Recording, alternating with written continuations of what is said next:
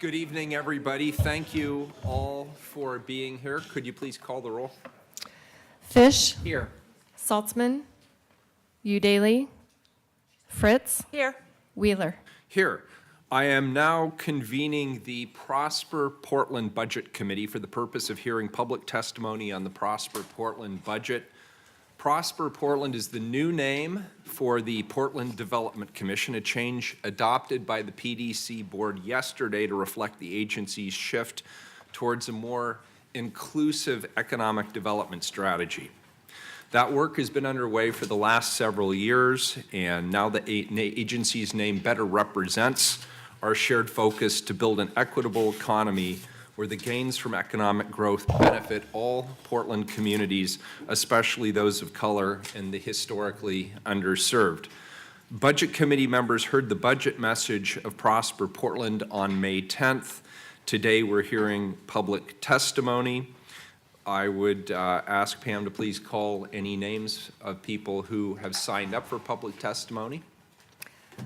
Michael Vandeveer, Aaron Hardegree, and Robert Faith.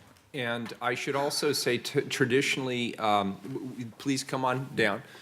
What we ask is if people have small children, and I don't see any little kids here, but if people have kidlets and would like to come up early, please just let the clerk know. If somebody has a disability or needs a little extra time, we're happy to have you come up earlier as well. Just let the clerk know if that's your preference. 2 minutes each. We don't need to know anybody's street address, but it would be helpful if you could state your name for the record, please. Thank you. Good evening. My name is Erin Hardegree. If Peterson's closes during the construction, a lot of people could either lose their jobs or have their hours cut so low that they may have well lost their jobs. My coworkers include people in recovery, veterans, the disabled, and other marginalized people. These are people society wants to work, to live independently, to rejoin the community. But Doug Peterson is one of the few to actually give them a chance and hire them. A month after I was hired, I was hospitalized for a week.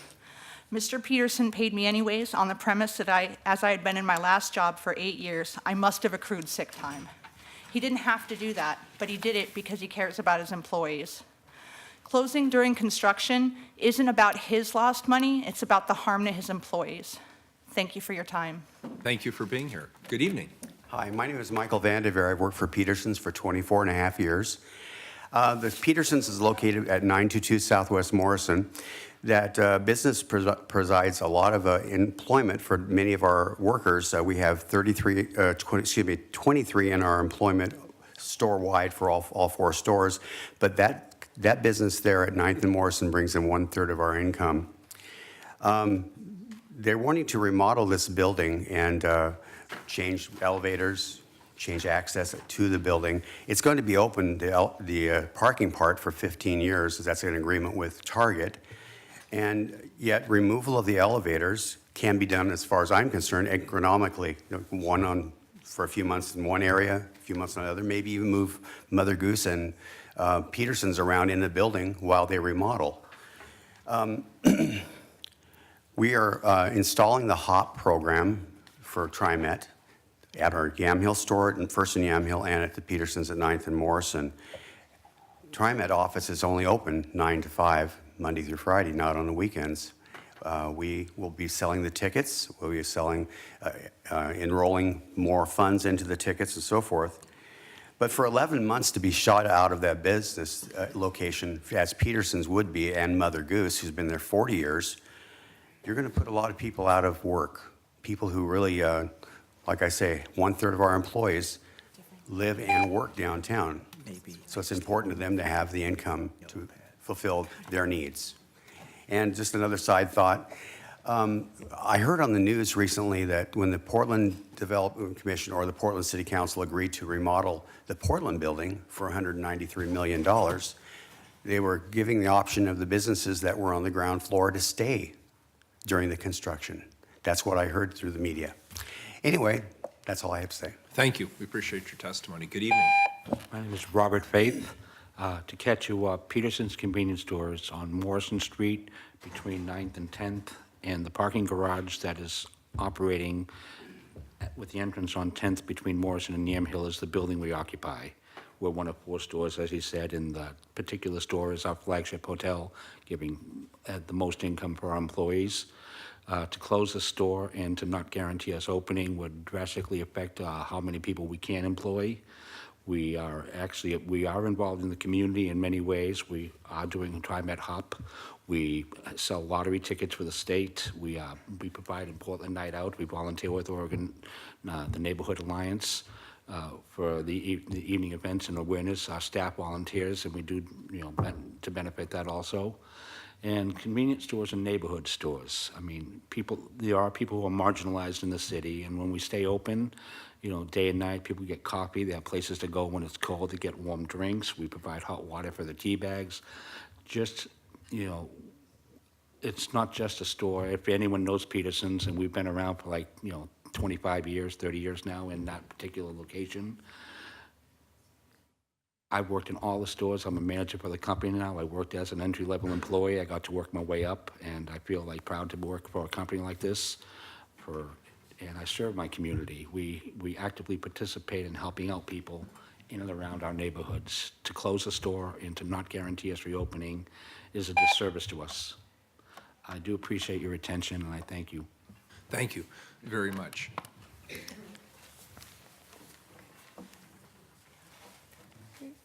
Is that all the testimony on the PDC? Oh, no, there's more to call out. Okay, great. Thank you Thank very you. much. We appreciate it. David Gwyther, Doug Peterson, Cora Potter. Come on up. We're going to flip-flop, and I'll take last. No worries. And while I've got a brief break here, please make yourself at home. It's tradition at the City Council not to either applaud or boo or be expressive in that way out of courtesy to the people testifying. Thumbs up, thumbs down, jazz hands, whatever, always work just fine.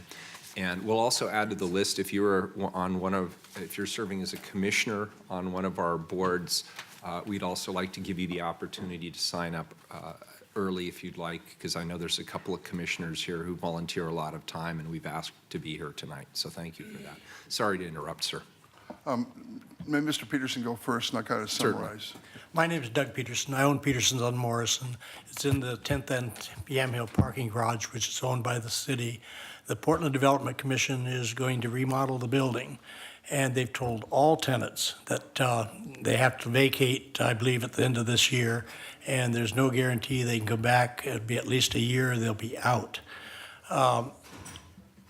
That business, to me, it's our flagship store. We've been there 32 and a half years. It's focused on the light rail transit stop, and that's why we located there in the first place. It's been very good to us. It's our highest volume store. It quite frankly, helps support the old structure, all my tech guy and all the people I employ. We want to stay. We don't want to leave permanently, but we also think that our space is in the middle of the block. The major construction is on the corners of the building. The elevators are going to be moved to the two of the corners and stairwell, and storefronts being brought out to the corner on the other two. But we're in the middle of the block. It seems to me there must be a way to maintain the store. And yes, we have the IHOP, which we've signed up, partnered with TriMet on, so that people can get the little passes that they pay $3 for. They're not going to have tickets anymore. You got to buy the little $3 card, and then we upscale or the amount on the card. And anyway, we're open all hours. TriMet runs, and we sure would like to stay. Thank you. Thank you, sir. Good evening. My name is David Wythe. I'm a consultant and lobbyist for Peterson's Convenience Store, and I've been doing this for quite a long time. I enclosed a package of material there. Now, one of the problems is that when the council authorized $5 million that they moved from a dormant fund over to the Portland Development Commission, that allowed them to enter in a joint agreement with the Transportation Bureau and take over management of the parking structures, retail locations. They've changed the criteria, so not only will Peterson's be eliminated, it'll be gone for good because we don't fit the criteria, their new criteria for stores. Neither will the Real Mother Goose or any of the others. So essentially they're leveling 5 successful businesses, but they're not creating they're not solving the problem that the building has. They have a serious earthquake issue. When they built the building, they put pillars up, they hung the beams on corbels. There's gaps on either end of the corbels of 2 or 3 inches that they could fill with epoxy. We hired a structural engineer. You'll see Franz Rad's report on that problem. I'd be happy to set up a tour with Professor Rad. He's a licensed structural engineer, been teaching at Portland State for over 30 years, to go through the parking structure and show you the problems. It's not expensive, but it's a lot more expensive than one would think to put epoxy in there and do the bonding. So they're going to spend $12 million on this construction project. The reason they picked that number is that if they're under 15, they think they can weasel their way into a building permit. I'm sure that they'll do the 12 and then magically come back and add another 5 or 10 million to it down the road. But we're going to make this the long and slow process for the Portland Development Commission because hopefully the council will come to their senses and help us out. Thank you. Thank you, sir. Good evening. My name's Cora Potter. I am just 1 month shy of being a Lentz resident for 11 years, and I've lived in Portland for 17.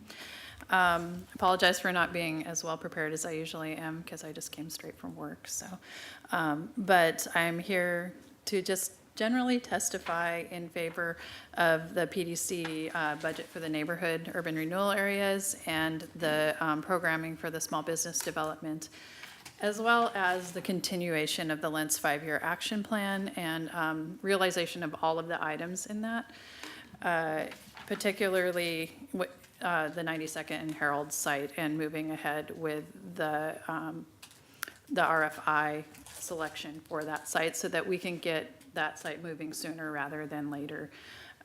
Because the URA is coming close to a close or getting towards the end of its life. We had discussed previously when things were going on with the TIF set aside, the possibility of extending the URA to ensure that we're able to meet all of the items in the Lentz Urban Renewal Area Plan. And 92nd Herald is one of those.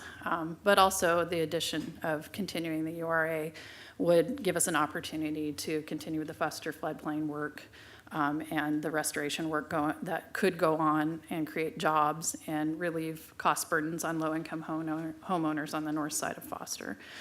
So, just for the sake of brevity, I'll just kind of throw my general budget in there. Park rangers, please, please, please fund the park rangers and any additional funds you can put into the restoration of the spring water. We really, as a neighborhood, all the momentum we have moving forward, if the spring water isn't kept clear and kept safe and kept in many for the neighborhood, we're just going to be treading water for now. So. Very good, thank you. And I'll just say that we have in the proposed added 4 rangers for the spring water in East Portland and 5 for the downtown core and waterfront. And from Parks' perspective, although we appreciate the offer to help with the restoration, we think we'd like to leave it for a year to make sure that the destruction doesn't continue, and then really put a lot of effort into it next fiscal year. Thank you very much for your From partnership. BES's point of view, we're taking steps What's immediately. BES? Bureau of Environmental Services, Mayor, to protect some of the natural areas that were damaged, and we'll be moving forward on that. As much as we can do to keep everything clear so that 1 year doesn't become 2 years because this year was reset again. Yeah. Yep. Please. Yeah, you got it. Thank you for your testimony. Pam? Ken Marks, Marianne Schwartz, Mira Zapeka,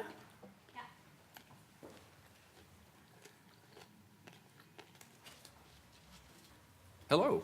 Hi. If you could just state your name for the record, please. Sure. How long do I have? Sorry. 2 minutes. Okay. But I'm not draconian about it, so All right, keep it's it like within a spitting chess game. distance. Thank you. My name is Mata Zapeta. Shall I go ahead and start? Yeah, please. Okay. I'm with the Accelerate Fund. Accelerate is a debt fund for women founders. Some of you may know that 5% of commercial small business loans go to women, 5%, and 5% of venture capital goes to women.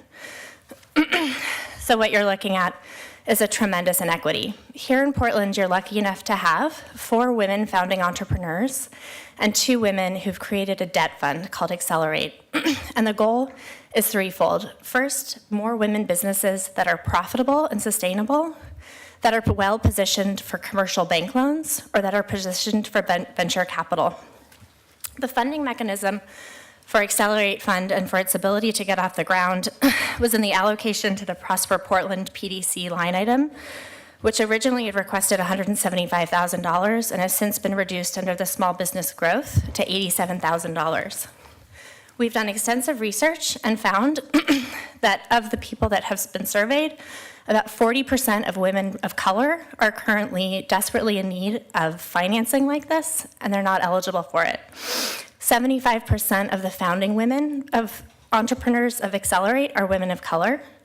We launched to national press attention. This is really going to be something that Portland will be proud of. It will start in Portland and it will ultimately go national. And the idea is to have these debt funds for women founders. In addition, we've also developed a pipeline of local lenders who are turning away women day after day because they lack the financial credit or the family capital that's necessary to fund these loans. So your support of Accelerate Fund would make it possible for us to launch a really revolutionary program to fund women entrepreneurs in Portland, as they only receive 5% of small business loans and 5% of venture capital. And so I'm requesting that you increase this line item to the original $175,000 that was requested by Prosper Portland, so we can adequately fund women and people of color here in Portland for business growth. Thank you. We Thank appreciate you. your being here. Appreciate it. Thank you. Good evening. A little bit breathless there. Good evening. My name is Ken Marks, and I'm the representative for the East Portland Action Plan for the Division Bus Rapid Transit Project that is going to be connecting Gresham to downtown Portland. I'm here to speak in favor of the requested $275,000 in the PDC budget that will be used for a community outreach specialist, a workforce navigator, and technical assistance to small businesses. As we all know, East Portland is primed for gentrification, and that includes businesses in along this corridor. The Bus Rapid Transit project will only exacerbate that. These funds will go a long way towards ensuring that small businesses will not be displaced. They will also work towards providing residents in the area with better paying jobs, which will also prevent them from being displaced. To say that this project is well, let me just say, this project needs to be funded because we are already being pushed out of East Portland. We cannot wait until we are in a position like North Portland or Inner Southeast and having to go back and repatriate people. So I ask you to add this line item back into the budget so that we can keep our residents where they're at and our businesses. Thank you. Thank you, sir. We appreciate it. Is there further? Two more. Very good. Come on up. Marianne Schwab and Ian McKenzie. Good evening. Good evening. Mayor, Commissioners, for the record, my name is Marianne Schwab, community advocate, working many, many years with PDC. Our Central East Side Industrial District was very willing and to work with Southeast Uplift to juxtaposition 1% of their boundary to cover Washington High School. And I'm here to say I'm very pleased that PDC is keeping the $985,000 in queue. And I'll address those dollars later. My concern is that with the transition, sometimes your history, institutional history, gets lost. On January 4th, Linda Novocaven was here to tell you that PDC had lost $400,000. We have since found it. And it's money in queue for open space within the Hand area. And also in queue, we paid a lot of money for a well-known landscaper for a crescent-shaped park. Those park plans, we've paid for them. I had hoped to extrapolate some of the concepts onto the 1.31 acres. So when we extended the boundary to include the Clinton's triangle, I think that is where Hand is maybe looking at that place. There's so many park deficients. And I want you to know, back to Buckman, we are really park deficient, but I'll address that later. And my concern also is I was not aware that PDC was on the agenda today, in that I didn't even see them on this budget. So I'm wondering about Goal 1. I would have been more prepared had I been able to really read the final budget line items. And that's what I have been tracking for years. With every new PDC commissioner, with every new executive director, anytime PDC was on the agenda, I was there to make sure those dollars were on hold. But I'm ready to release them now, and we'll talk about that later. Thank you. Thank you. Appreciate it, Marianne. Good evening. Hi, my name is Ian McKenzie, and I'm here to ask the Council not to spend tens of millions of dollars on new structured parking in Old Town, as proposed in the PDC's budget for the Downtown Waterfront and River District URAs. Old Town contains two National Register listed historic districts, the Skidmore Old Town Historic District and the New Chinatown Japantown Historic District. Both of these contain beautiful buildings and tell important stories about the cultural history of Portland, and yet suffer because of decisions made 50 or more years ago. Many wonderful cast iron buildings were demolished to make way for surface parking, which has an incredibly negative impact on the urban environment. The good news is that developers are finally becoming interested in redeveloping these lots. To take one example, a new building was recently completed at Northwest NATO in Davis. The building contains new classroom space for the University of Oregon at the ground level and a mix of market rate and affordable housing at the top floors. In between these floors is office space entirely occupied by the building's architects, who moved their headquarters from suburban Macadam Avenue to the heart of Portland. It's hard to imagine a mix of uses that better meets so many of the city's goals in one building. The fact that the building doesn't contain any parking shouldn't be seen as a market failure that we need public money to correct. We have a zoning code that discourages new parking supply in the central city for a reason. We simply don't have the road capacity to absorb all of these new employees driving to work. So we should applaud everybody involved in that project and the others like it to come for developing transit-oriented projects that literally front onto the max. We should celebrate the fact that the investments that the PDC has made in the past, such as the Transit Mall rebuild and the Old Town streetscape, are finally paying off.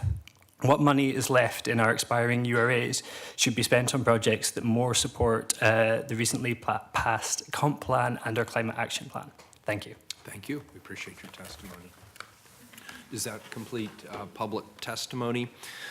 This meeting of the Prosper Portland Budget Committee is now adjourned. We will reconvene on May 17, 2017 to take action to approve the Prosper Portland budget. I'm now convening this meeting of the City of Portland Budget Committee. We look forward to hearing everybody's testimony tonight. Again, people with children, people with disabilities, commissioners, if you would like to go earlier in the schedule, please let the clerk know. Everybody has 2 minutes. From time to time, we have large groups of people. If people would rather come up as a group and assign speakers, that's fine. We don't mind if people stand behind the speakers just to show their support. Certainly if people want to testify on their own, that you're entitled to do so, but sometimes people just want to show their support, and we want to let you know you can come up and stand behind the speakers if you'd like to do that. 2 minutes each. If you are a lobbyist, please let us know. If you're here representing an organization, it's good to know that as well. With that, I will turn this over first to our city's budget director, Mr. Andrew Scott. Thank you. I'll be very brief. Mayor, you went over the logistics, but just so everyone knows, if you do want to testify tonight, you should have received a ticket out front. If you don't have one, feel free to go out and get one. We will be calling numbers as we go through, and I know there are people in the overflow room as well. We'll be keeping track of the numbers in there on a board, so you can ask any of the budget staff if you feel like you may have missed your number if it was called. There are 3 seats up here in the front, so the folks that are on deck can go ahead and take a seat, and we can move the testimony through pretty quickly. And with that, I think, as the mayor said, folks from boards and commissions or with small children or elder care responsibilities can go ahead, and then when they're done, we'll go ahead and start calling numbers. Very good. Do we need to do a roll call for this, Andrew? Thank you. Yes. Okay. Fish. Here. Saltzman. Here. Udaly. Here. Fritz. Here. Wheeler. Here. Need to switch out, yes. Great, thank you. And I don't know if Pam left. Pam, thank you if you're still here. Appreciate it. Looks like you have the mic to yourself, Leroy. Go for it. I'm Leroy Patton. I'm representing, I'm a social service advocate, and as I'm on the ADVSD commission, or board, whatever. I'm also a member of the Age Friendly Compact. And I'm here tonight because of the Age Friendly Action Plan. I'm asking you to develop the budget for the implementation of the action plan. Portland has been a leader in the global age-friendly movement since 2006. PSU's Institute on Aging has coordinated and supported the initiative for the majority of its existence. The Portland Plan specifically called for the development of the Age-Friendly Action Plan, which was completed in 2013. The City of Portland and community partners were charged with implementing that plan that was in a resolution passed by the City Council.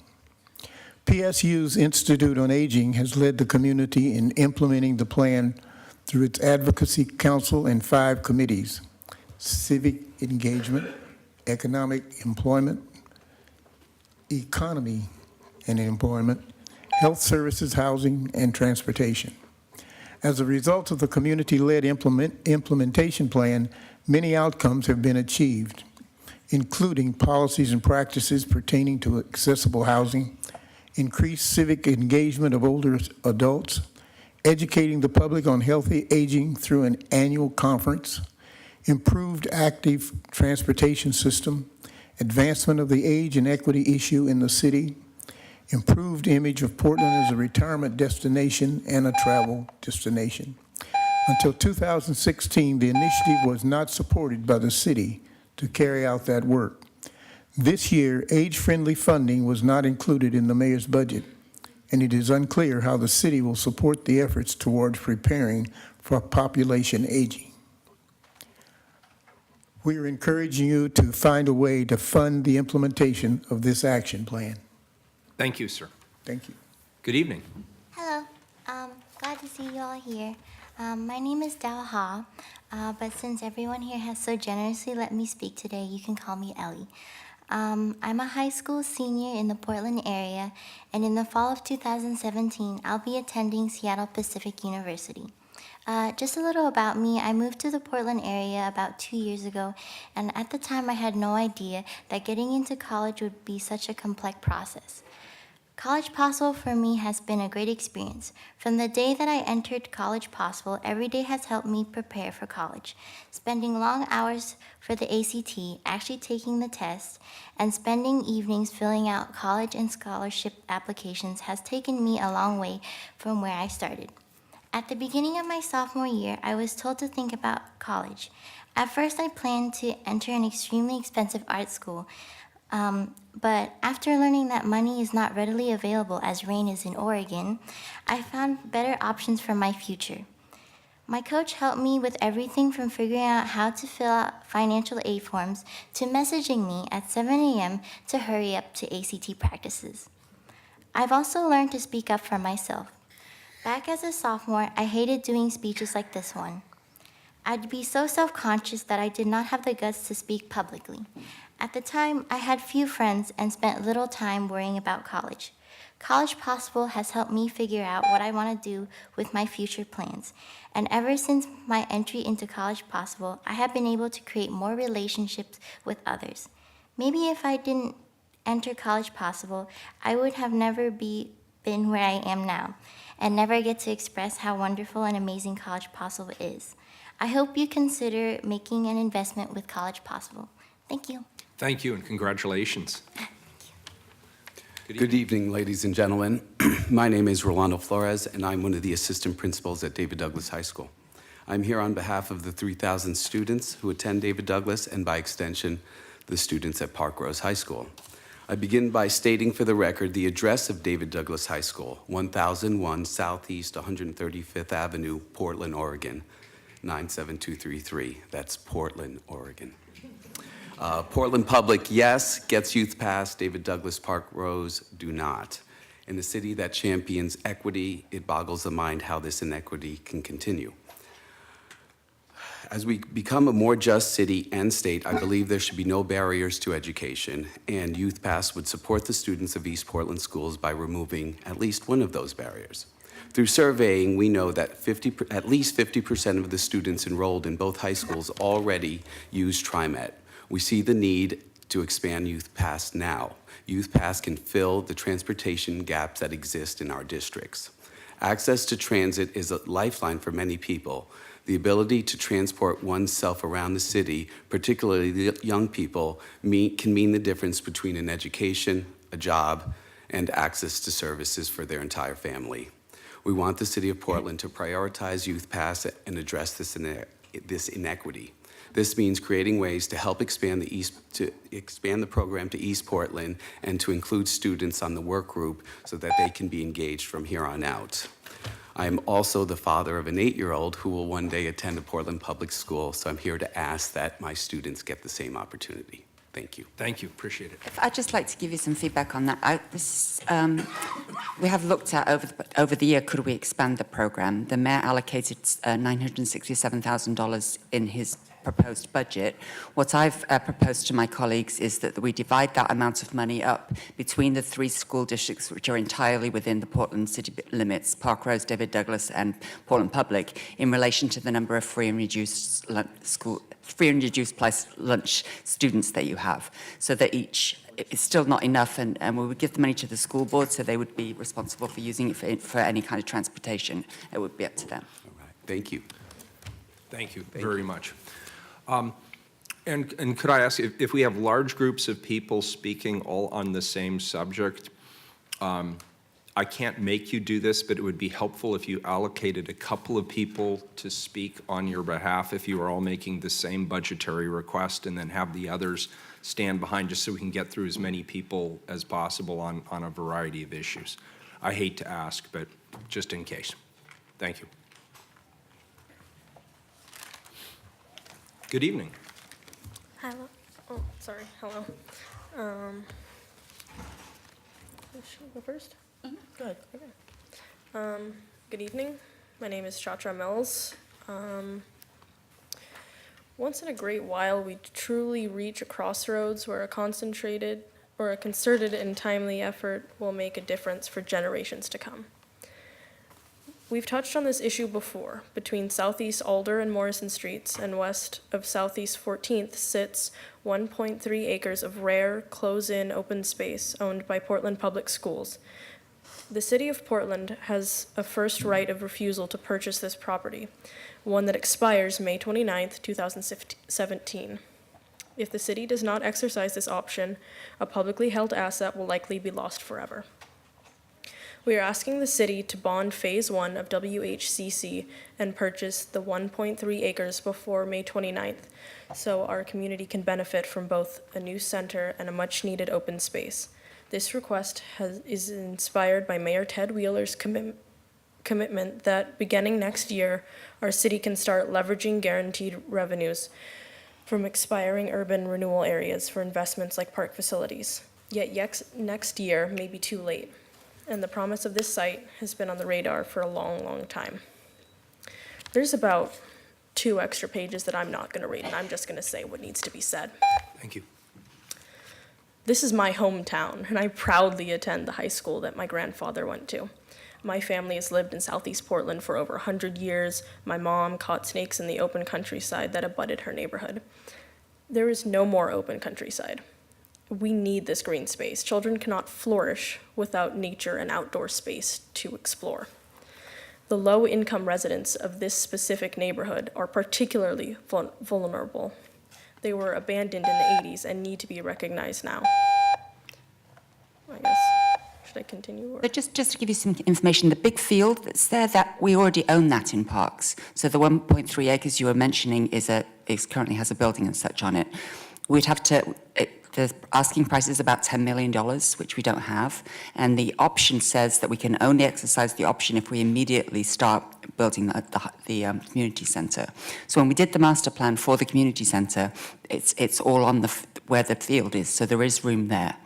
But we just don't have $10 million to spend for the 1.3 acres, unfortunately. Okay, thank you. Good evening. Hi, my name is Maylena Robinson, and I'm a junior at Franklin High School. And I'm also a current recipient of Youth Pass. I'm here as a leader representing YEJA, the Youth Environmental Justice Alliance. YEJA is a youth-led group that helps youth of color and low-income youth build leadership through political education and engaging with local elected officials like you all. Today I'm here to speak to you about the future of Youth Pass. For anyone in the room who doesn't know, Youth Pass is a stamp that goes on a student's ID to allow them to use TriMet for the entire school year for free. So since my freshman year, I've been using Youth Pass to get to and from school, and this year I actually moved outside of my school's boundaries to attend their school. But I still wanted to attend Franklin because they offer many advanced placement classes and also many academic support programs that I could benefit from. Youth Pass has played a vital role in allowing me to still attend Franklin High School because I live with a single mother who's putting my brother through college, so my family wouldn't be able to afford transportation for me to ride TriMet every day. So this is why I'm here today. Although I'm only in school for one more year, I want to make sure Youth Pass doesn't fall through the cracks. Youth Pass is a very important program, and so I'm here to advocate for a group that allows us to be heard and be a part of the decision-making process. This is where the city can address equity in youth engagement beyond just tokenizing young people. If the city wants to be an ally to youth of color living here, this work group and the practice of genuine youth engagement, then this work group is needed. Thank you. Excellent, thank you. Appreciate it. And by the way, it's a great idea. The Youth Pass, as you know, has been sort of a back and forth proposition for a long time. There's effectively 3 partners paying into it. As one speaker mentioned, it's not an equitable distribution because it's forgetting 2 of the school districts in Portland. This weighs heavily on my mind. And so we are funding it this year with the expectation that we're going to do a couple of things. First of all, we're going to ask the hard questions about what is the true marginal cost of this program. In other words, I need to know why are we effectively, collectively putting $3 million into this program, and what's the true marginal cost to TriMet? And I don't doubt their veracity. I just think it's good to take a good, hard, fresh look at that question. Yes, then and we're the also here to second- make sure that youth get to be a part of that conversation. Absolutely, right, And that we're and- there at the table talking about these things that affect us in our educations. Yes, I think that's exactly right, and I think it's important to have that perspective at the table as well as, and it was the Youth Commission that actually brought that idea forward, I think it was either our last budget hearing or the one prior, and we were very receptive to that, so I appreciate the offer, because the equity issue is a problem as well.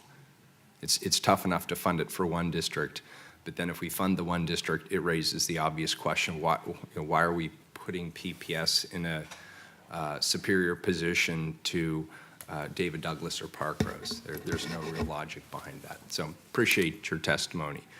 Mary Ann? Thank you. For all teenagers, I'm an old job placement secretary, and without those bus passes, it was very difficult. I'm very happy to support that.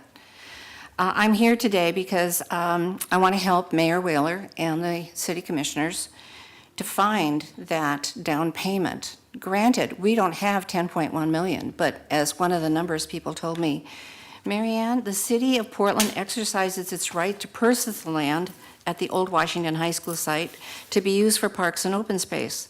The price to be mutually agreed upon by the city and Portland Public Schools. The good news, they're willing to work with the city. I mean, I'm ready to hand you $1 for a down payment. It gives you time to save the date and make a down payment, and the down payment being the $900,000 and $800,000 in queue. And the revenue will come. We'll have more time. Like you told me the other day, we only have 21 days till it expires. Well, now we're down 14 working days and it expires. To lose that land, I've done the research. That's going to be a 200-unit condo with the poorly written inclusionary housing, your floor area ratio, your 2% ADA. I can go on with the litany, but I lose time. That'll be an 8-story building with your AC on the top and a forest of cell towers, blocking, as Amanda puts it, our master plan. What Amanda doesn't know is how many times people on the WAMO Community Advisory Committee mentioned that land. And the governance was used again and again that it was not in the realm of our committee to even address it. When we talked about the building, I went to the hearings officer, very concerned what would happen to that building. And I was told by the hearings office, that wasn't the governance. She wouldn't let me speak. It was the architect that said, Mary Ann, you have the right to speak. And I did. But they erased my testimony because they didn't feel it was germane. What's germane here today? And I gave you the memorandum of understanding signed May 20th, 2014, which we only found April 5th. And I've also, with our public information requests through Portland Public Schools, they've been very helpful. They are helping us. I've given you a green packet of 55 pages.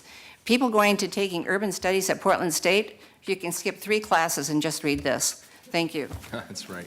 Thank you. And for the folks standing behind, could you just, if you want, please say your name into the microphone and then just briefly tell us which of these programs you support so we have that for the record. You don't have to, but if you'd like to, that's great. All right, so just for the record, my name is Luz Preciado Solis, and I was born here in Emmanuel, Portland history with Albina, and I go to Lincoln, and I'm here supporting the Youth Pass because really like everyone, well, the vast majority of students in Portland depend on it. There's no other option. Cars are expensive, insurance is expensive. I go to Lincoln, parking downtown is expensive, as you all very well know. And the buses don't serve all of the district. They don't serve everywhere, and people can't walk an hour in the rain. Thank you. Appreciate it. And are you also with the bus pass? Yes. Great. And your name is? Lena. Thank you. My name is Thomas Din, and I'm also with the UPass committee. Great. Thank you. We appreciate you being here tonight. Thanks a lot. Next three, please.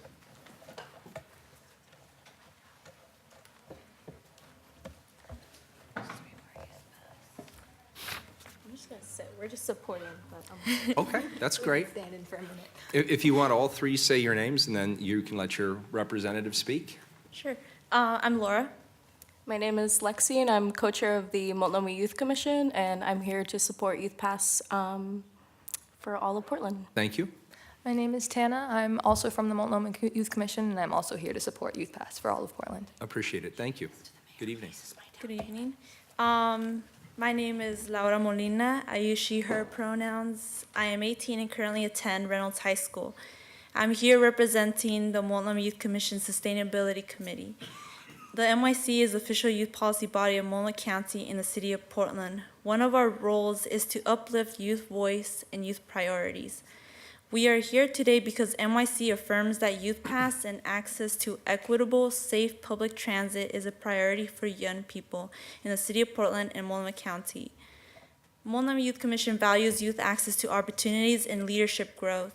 On NYC, I gained the knowledge and skills I need to advocate for policy changes that directly affect youth. I learned that my voice mattered in a decision such as Youth Pass. Additionally, I met people with a positive passion for change, and in the last 2 years, I took note of something. That youth are more than capable of making and participating in decisions that affect us. On NYC, we have a model called the Youth Adult Partnership. In this model, we work with adults, but we lead the work we desire to do. It is important to have youth voice at the center of policy decisions because issues cannot be solved without the people they affect. For this reason, I am here from NYC asking that you commit to forming a work group consisting of youth and other stakeholders dedicated to finding a long-term, sustainable, and equitable funding for Youth Pass because it has been a priority of concern to young people for a multitude of reasons. The City of Portland continuously speaks up about empowering youth, so it is imperative that you all support the creation of this work group to involve us in the conversation and problem solving. Thank you for your time. Thank you. We appreciate your being here.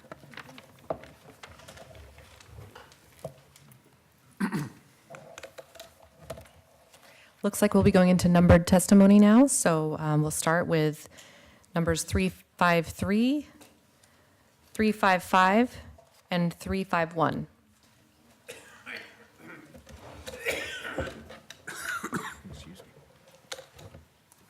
And the next three numbers after that are 336, 335, and 348.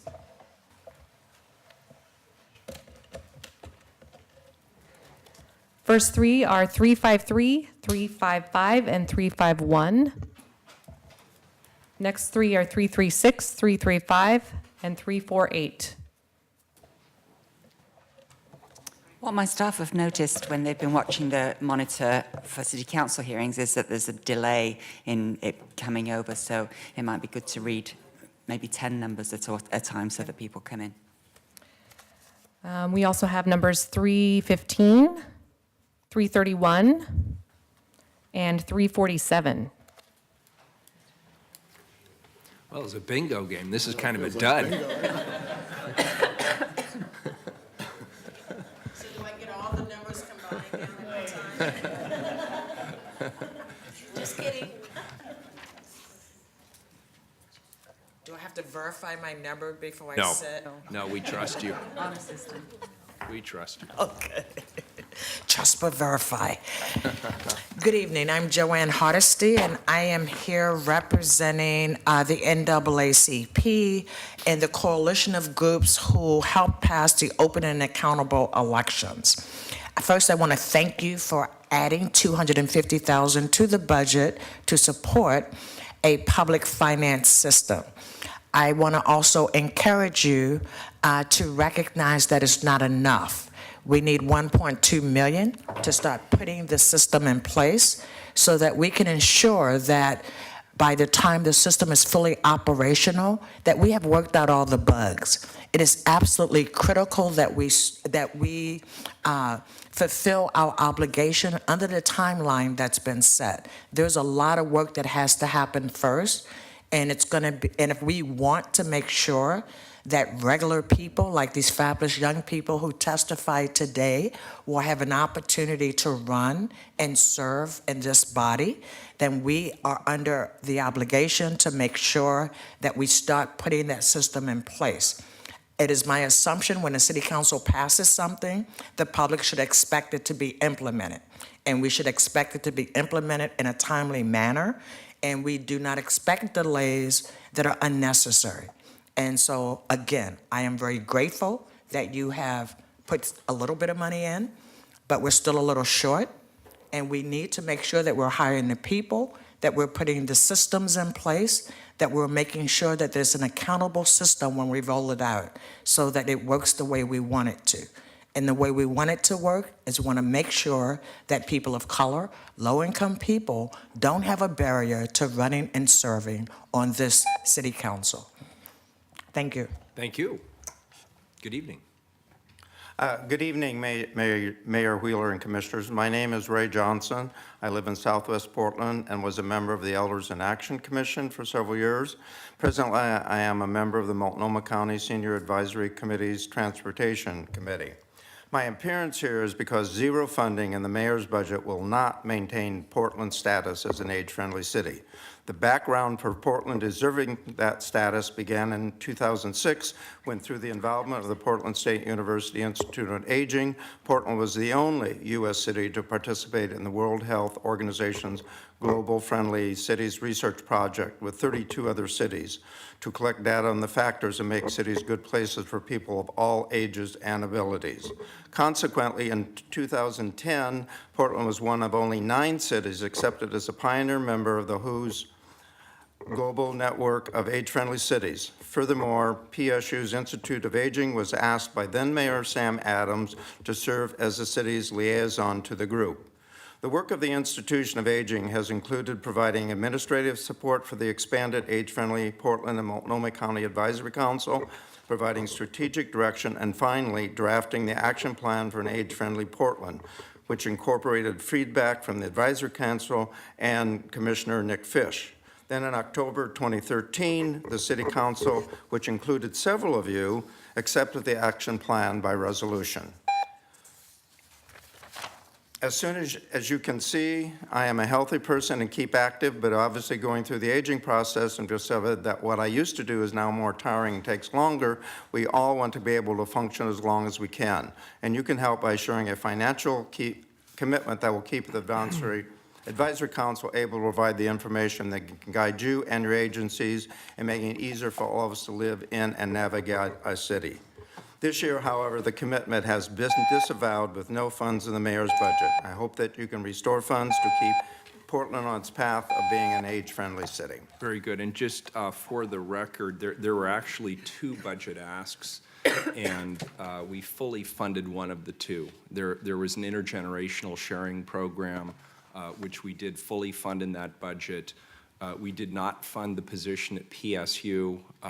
That's not to say it won't get funded, but frankly, I have some questions about that and the funding of operations as opposed to the funding of outcomes. So in my mind, that was a discussion I wanted to have with this council prior to funding it. Okay, thank you. But your larger point is well taken. We absolutely, as a city, we want to be the leaders in terms of being an age-friendly community, and I appreciate your service very much. Thank you, sir. Good evening. Good evening, Mayor and City Commissioners. My name is Lisa James.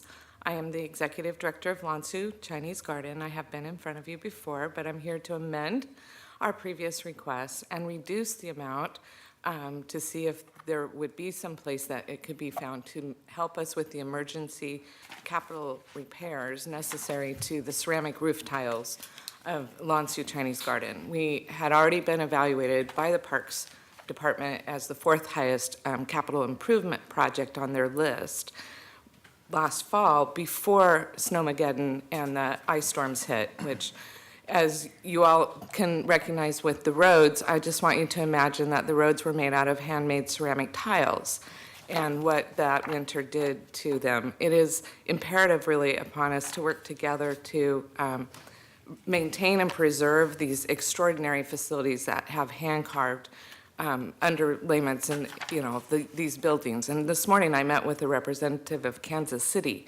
coming here to inspect our garden because of their desire to build one. I'm afraid I was in a supportive but sobering frame of mind for her to give her a tour of what the true nature of maintaining such a wonderful work of art does require. And I hope in partnership with the city that we can continue, since it is owned by the city and the city parks, to be great stewards of this wonderful facility. We're lowering our request from $500,000 to $292,000. We are in the process of $292,000. We are in the process right now of expending every bit of our energy in a fundraising campaign to 25,500 people, everyone we could put on our mailing list, and in our efforts to raise funds dedicated not to our operations but solely to these roof repairs. And so I am here to ask for that consideration. Can I ask you a question? Yes. So we're very proud, obviously, of having such a wonderful Chinese garden in our backyard. So last year, through our major maintenance account, which is 50% of our one-time money that's allocated, I think we allocated some money to repair the leak in the fountain. In the pond. In the pond. So that was budgeted. Is someone here from the budget office who can tell me where the Lansu request landed in this year's scoring for major maintenance on our one-time funding? Has Andrew gone home? I think the answer is not high enough. I think No, I most understand. of the top ones this year were transportation. We'll get the question to Andrew, and he'll be back in the room shortly. So could I also get the sheet just so we can respond to it? Because we've had prior testimony on this, and I'd like to see where it is on the list and how it was ranked. Sure. Thank you for being here. Thank you. Yeah, And I can want to appreciate the reduced ask as well. That's We'll good. do everything we can, Thank and you. we know that that would carry us through all the, we've already started on the emergency repairs as soon as the sun came out, of course, and we have a special mason that's been to Suzhou, China for us, and we're working with Suzhou for specialty materials, but it is a large project, and we don't want it to get worse. If I could just put a plug in for you as well. A friend of mine had his daughter's wedding there, and it is a magical place to be, but for a wedding, it is particularly magical, so. We hope that people find it magical every day of the year. There you go. I want to amend one more comment, if I can speak to an earlier, as someone who is in Old Town Chinatown and is bringing 150,000 visitors a year to the garden, we do feel that we need to invest in additional parking. And we love Acromoyson and the new building, but they took over the Smart Park. My volunteers can't find a place to work, and we can't operate without them. My employees park on the east side of the river and walk over the bridge to get to work because there is not enough parking. And I have many that we subsidize, TriMet and all of that, but there are some who simply can't, when they have childcare and other responsibilities, use public transit for their jobs or their volunteerism. Thank you. Mr. Mayor, if I could have my last 27 seconds, because what I realized is I stopped at the first buzzer and not the second. Ah, very And good. so if that's good for you. Yeah, let me just clarify that. So there are two buzzers. You're going to hear one, and the yellow light will go off, and I should have clarified this, Joanne. The yellow light will go off, and that means you have 30 seconds, and then when you hear the obnoxious, 5 bells and whistles and balloons come down, you're done. Just wait till they Very grab you. good. Like when they grab me and cut me off, I'll know it's time, right? Joanne, I'm sorry, the mayor just used your 30 seconds. But thank you for being here. Thank you, Mr. Mayor. I appreciate the consideration. So I wanted to make sure that I put on the record that our coalition anticipates that between 2020 primary election and the 2020 general election, that the city will need to provide between 1.8 million and 2.2 million in matching funds. We established that number by looking at the data from other localities with small donor matching systems and by comparing it to historical data from Portland elections. The city needs to ensure that it can match the qualified donations. The most fiscally responsible way to ensure that the city can meet its obligation is to invest early. By fully funding the program now, we can make sure that the city can follow through on its commitments. Thank you very much. Time to spare. Thank you. The next three numbers are 345, 316, and 340. If one of those is your number, please come have a seat at the testimony table. If your number is 313, 309, 305, 325, 310, or 306, please come toward the front of the room. You can sit in one of the reserved chairs or stand behind me. Again, the numbers right now are 340, 345, and 316. 305, 309, 313, 325, 310, and 306. I'm 309. Perfect, David. Go ahead. Yeah. Since I'm here. Gonna be a third? Yeah, go ahead. Okay. All right. My name is Aram Andriessian, Director of Represent Portland. I'm here today, like the signs say, to ask the council to fully fund open and accountable elections. Joanne actually mentioned there was some money. I wasn't aware of it. As far as I knew, as in the current budget, there was no money allocated towards that program. And I don't know, that open and accountable elections is an investment in democracy that Portland needs right now, and I hope after today's hearing, the council will agree with me. The premise of this program is that it shouldn't take $100,000 in fundraising as a prerequisite to be seated at that council. Any Portlander with great ideas and the support of their community should be able to run as a viable candidate, even if they lack friends that can write $1,000 checks. This is what makes open and accountable elections so popular in Portland. From democracy advocates like me to local unions, environmentalists, and civil rights groups, we all agree that candidates should be judged not by their fundraising, but by their ideas. While we can agree this is a good idea, it's true that it will cost money to implement. But it's important that we view this not as a cost, but an investment in democracy. The same way we need to invest in streets without potholes, we need to invest in a political process that's accessible to all Portlanders. And this isn't a risky investment. This has been proven time and time again, small donor matching that is, throughout the country in municipalities and states. New York City's program gives us over a decade of data to analyze. From that, we can see that small donor matching increases the number of people that contribute to political campaigns and their ethnic and economic diversity. This is a great thing, and open and accountable elections is modeled after that program, and I think it can produce the same results. I know this isn't the solution to fix every problem in our city, but it is one more step in the right direction and one that we can take right now.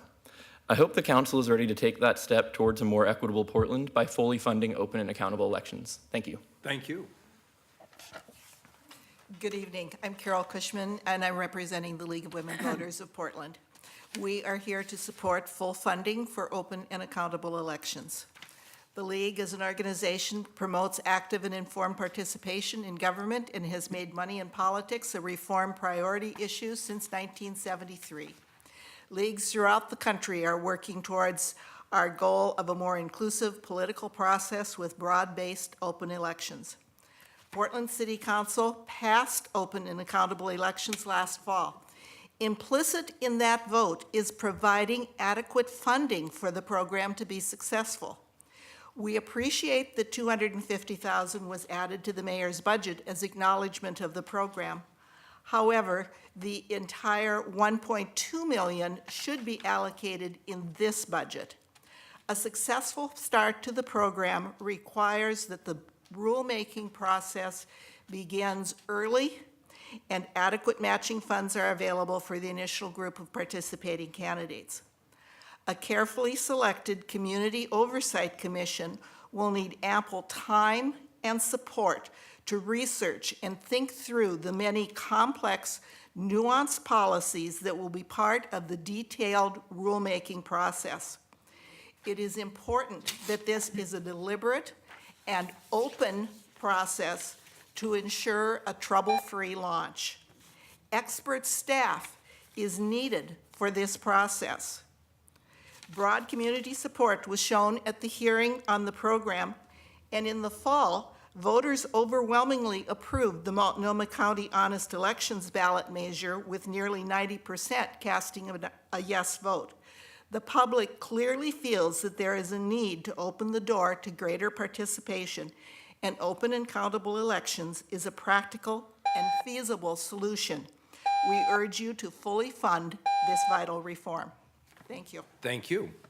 Good evening. Good evening. My name is Dr. Gregory Monahan. I'm here representing the Oregon chapter of the Sierra Club. I submitted testimony back when this ordinance was approved, and I'm going to truncate my written testimony to get to something that's part of our core values for the Sierra Club. We're committed to equity work. We cannot have a sustainable future without just equitable society. And this resolution, this funding for open and accountable elections is a key element of that. Furthermore, failure to fund this ordinance would be a break in public trust and counter to the city's commitment to the principles of democratic governance. We urge you to fulfill the promise made to Portland citizens and fund this ordinance. Thank you. Thank you, sir. Appreciate it. And did you want to state your name for the record as well? Hi, my name is Rebecca Jacobson. Thank you, Rebecca. We appreciate it. Good evening. Good evening. Hi, Commissioners. My name is Daniel Lukow. I'm a lobbyist with Common Cause Oregon. Thank you for having us here today. I just wanted to speak to one important reason that we want to fund open and accountable elections early in this process, even though the program doesn't launch until 2019. By law, the Open and Accountable Elections Program will only match donations from individuals living within the city limits who are allowed to give under federal law. When a donor gives a qualified contribution to a candidate, the program staff will need to verify that the donor lives within city limits and has met other requirements. The best way to verify donations is by setting up by securing efficient technology and setting up a strong computer program. It's cheaper, more efficient, and less error-prone. That's why other programs, like in Seattle, are exploring setting up this kind of technology. But the program staff will need plenty of time to meet with vendors, negotiate a contract, allow the vendor time to build the technology, test the technology, and also train staff on how to use it. And the city will not be able to cram that into the 2018 to 2019 fiscal year. So investing money in this budget now will allow the city to set up time to set the technology, to verify the donations, and make sure the implementation is a smooth process. Thank you. Thank you. Good evening. Jason Kafori. I helped run the Honest Elections Multnomah County effort that passed with 90% to put limits and disclosures here in our city and our county. I will say this, we need to be a model for the rest of the country. And as that, Oregon, as I think I've told you guys before, we rank 49th by the Center for Public Integrity. 49th, we're one behind Mississippi in how we finance our elections. That's crazy. What we need to do is look at not going small, Mayor, on this. We need to go big on public funding of elections. Let me just throw out a couple of things I think you guys would all enjoy. First, it'd be a lot more fun to run for office if you could go to a coffee shop, get a bunch of small donations, instead of having to dial for the same folks here that give the big dollars. We all know that there's a handful of people in the city that give all the money. That's just the way that our politics works right now, and it's unfortunate because we have no limits. So if you need to raise $10,000 from someone, you can. There's going to be an effort in the city of Portland to also put a similar limits measure for 2018, and I'll talk to you guys more about that. But right now, having public funding would be a lot more enjoyable for you as candidates to run. It would lead to more diversity, more people running for office. We have a lot of people with a lot of money that are moving here right now, and if we want to have a system and a city where people feel that they are open to being able to run for office, they're going to need to have that public funding. And this matching system that Fritz put together is a really good model, and as someone pointed out, New York has had it for a decade. It works, and there's no reason that we as Portland that want to be the city that, quote, works, should not take a lead. And coming up short on funding this early is sending a terrible message to everybody here that worked hard to lobby for this. We need to fully fund this now because we need to have a stockpile of money in there so that when it comes into play, we don't have it shortchanged. And if a lot of people want to use it, there's not enough money in the kitty. So I urge you guys to fund this fully now. Let's work out any kinks that are part of the system, and let's make this a city that we're all proud to be and get us away from being 49th out of the whole country. So, Thank you. Good evening. Hi, my name is Matthias. I'm a resident of the Hosford Abernathy neighborhood. Thank you, Daniel, Jason. I'm here to plead that the City Council vote to allocate the full 0.2% of the general fund. Is this working? Okay, to make it possible for us to truly implement the open and Back up a little. okay, truly implement the open and accountable elections program. In addition to my clinical social work internship, I work on a county helpline for elders and people with disabilities. Every day at that job, I hear from people confronted with the failings of our local, state, and federal governments with implications for life, death, and personal dignity. And people in large part still feel powerless to make change. Now, when it is more crucial than ever that people across the spectrum of race, gender, age, and ability feel a sense of efficacy and responsibility to play a role in shaping our collective fate, we still have a city council with no current representation for people of color and virtually none historically. We still have a city council with dramatic underrepresentation from the eastern part of the city, which perhaps not coincidentally is the most underserved. It may be easy to feel like you're being objective and fair in representing everyone. I don't doubt the positive intent of anyone in this room. But positive intent is simply not good enough. In the absence of real systemic changes to bring true equity to our electoral system, the status quo will persist. We know that programs like open and accountable elections are proven to dramatically increase the quality of representation and accessibility to political office for ordinary citizens from a variety of communities. And a citizenry that feels better represented in and more empowered to participate in our political system will be more engaged in policy development and in the community as a whole. I can only hope that the council considers that an outcome to be welcomed.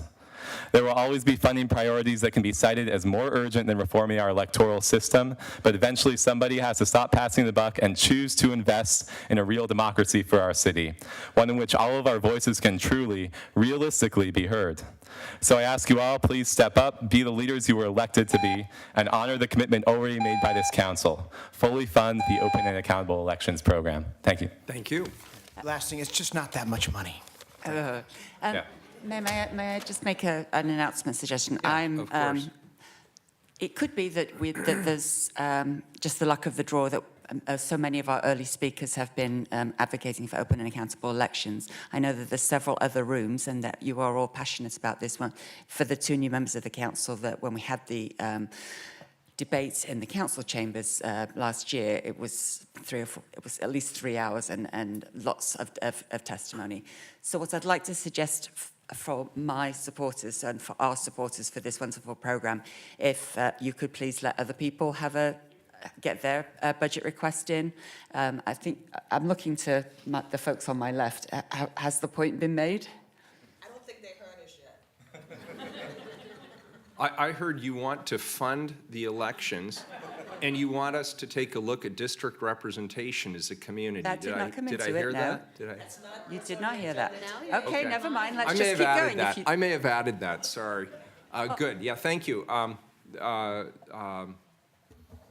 How many people here still have not testified who'd like to testify? We've got several other rooms full. Okay. Well, very good. Fair Shall enough. we keep reading the numbers? Yes, but as I say, to the folks who've come to support, I really appreciate it. I think the point has been made. So if you'd like to just come up and say your name to be on the record, that I think, or if something that hasn't already been said on the topic, that would be the most helpful. Because Sure. in a And democratic if somebody system, just wants to come up to the mic and say me too, that's good too. yeah, Thanks. we really do want to make sure all voices are heard in this budget process. All right, so the next numbers are 323, 324, 328, 294, 333, and 275, 314, 302, and 357. If any of those were your number, please come up and have a seat at Hello. the testimony table. Good evening. Good evening. I'm Stephen Percy. I'm the Dean of the College of Urban and Public Affairs at Portland State University. Our college is home to the Institute on Aging, which serves as the intellectual and coordinating hub of the Age-Friendly Cities Initiative in Portland. I very much appreciate the opportunity this evening to say a few words about our commitment to working with you to implement the city's commitment to an age-friendly Portland. I can imagine that some might look at our proposal to the city as more funding of a faculty member than it is to providing direct service to Portland residents. But we look at it quite differently. We see our work as energizing, organizing, and supporting older adults in our community coupled with nonprofit partners to advance age-friendly Portland initiatives. To date, faculty and staff and students, all of those at PSU, with prior city support and university investment, have done several things and include supporting the Portland Housing Bureau to devise workable guidelines to advance accessibility in housing, including that of seniors. This work, supported by technical assistance, will be incorporated into the Housing Bureau's ordinance for the green building policy. We have worked directly with the Portland Bureau of Planning and Sustainability to develop codes and guidelines for accessible infill housing. We have drawn in a large and growing cadre of seniors who are involved in advancing healthy aging across many policy areas, including economic development, transportation, accessible housing. In this way, seniors have more direct impact on the development of policies and programs that will advance Portland's age-friendly living. The work of committees that oversee this exploration is supported by applied knowledge gathered through our Institute on Aging. In the budget request we understand you probably want some definite workable outcomes. So what we see in our budget request is our work will advance the knowledge and capacities of seniors to advance their own healthy aging plans. We enable older adults to learn about services and supports available to improve their healthy aging, as well as facilitating ways to get their energy, their capacity, and their experience to support families in our community. We will develop an equity age lens that will support work to ensure that our equity includes aging issues, and we look very much forward to working with the city as your partner and your friend in avoiding this wonderful commitment to an age-friendly Portland, something we can be very proud of. Thank you, appreciate it. Good evening. Good evening. Hi, my name is Rosa Lehman. I am a Portland resident and a member of the City Club Earthquake Resilience Advocacy Committee. I'm here to ask that you prioritize resilience in the budget, and specifically, we're asking that you do this by approving the increased direct funding for the NET program in the current budget proposal, in addition to appointing a resilience officer and increasing funding for the Regional Disaster Preparedness Organization. In addition to causing tsunamis, subduction quakes of the kind predicted for our region often approach magnitudes of 9.0 or greater, which will generate 200 times more energy than the 7.5 that destroyed San Francisco. It's the logarithmic scale. The recently published City Club Earthquake Resilience Report provides findings, evidence-based conclusions, and recommendations that further two vital goals: mitigating risk to vulnerable physical systems and empowering communities. In service of these goals, the City Club recommends expanding the capacity of programs like Portland's Neighborhood Emergency Teams. In places that have suffered major disasters, most people who require rescue are saved by their neighbors, not by professional emergency responders. In the metro area, it could take as long as 2 weeks before professional help arrives following a Cascadia quake. We applaud and support plans to increase funding for PBEM in order to support the NET program. Increased funding for NET should be specifically focused on strengthening connections to our most vulnerable communities and prioritizing multilingual capacity. Increased funding could help the NET program to adapt its curriculum for immigrant communities, conduct trainings in Spanish, and strengthen connections to community-based organizations. Currently, there are over 1,000 active NET volunteers and over 1,000 more applicants awaiting training. The sole NET coordinator is currently holding a basic training. We need more. Thank you. So I have some good news for you. Yes. Currently budgeted is a 25% increase in the Portland Bureau of Emergency Management, a doubling of the funding for NETS, and the addition of an individual who will specifically work on outreach to the communities you mentioned. And I always love to embarrass her just because it's fun. Commissioner Udaley has just started her NET training. So I know who, in the event of a disaster here, I know where You're I'm calling headed. her? Absolutely. I'm going to hang with her. We were very excited to see that. We wanted to voice our support as well as coming when we Yeah, really. want something to yeah, change. Appreciate it. And you're the first person in my tenure as mayor to bring up the logarithmic scale at city council. So Nerd as a alert. nerd, I think that's pretty cool. Good evening. My name is Jennifer, and I'm speaking on behalf of OPAL and our youth organizing group, Youth Environmental Justice Alliance. Since many of our students already spoke, I'll keep it very short. We greatly appreciate Mayor Wheeler for restoring the funds of Youth Pass to the budget. We, as a community, really want to see real commitment and equity in addressing this. Now, there's oftentimes questioning around why the city is funding this. And although the community has provided countless reasons around the benefits and outcomes that align with the city's mission, I think there's still a lot of hesitations. And I think that ultimately it's about investing in youth and their future. I don't see any other program that the city currently funds that has as big of an impact on youth the way that Youth Pass has. When you look around other cities across the nation that have a free youth transit program like Boston, Seattle, San Francisco, we see that their local city governments are committed in funding it. And we see that government partnerships with their local transit agencies, just like ours. We think that, City of Portland should be proud that they're investing in Youth Pass and should be continuing the leadership in it, not backing away. I want to also take time to address two things. So I know that Mayor Wheeler is supportive of the work group, and I think that we've been talking closely with staff at PBOT to work out how we can engage more young folks in this work group. Secondly, I think that we appreciate Commissioner Fritz's proposal around the allocation of funds.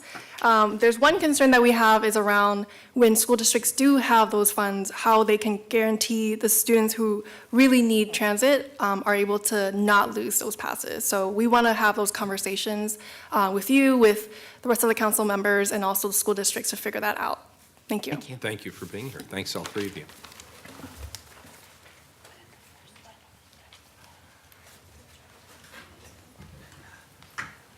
Good evening.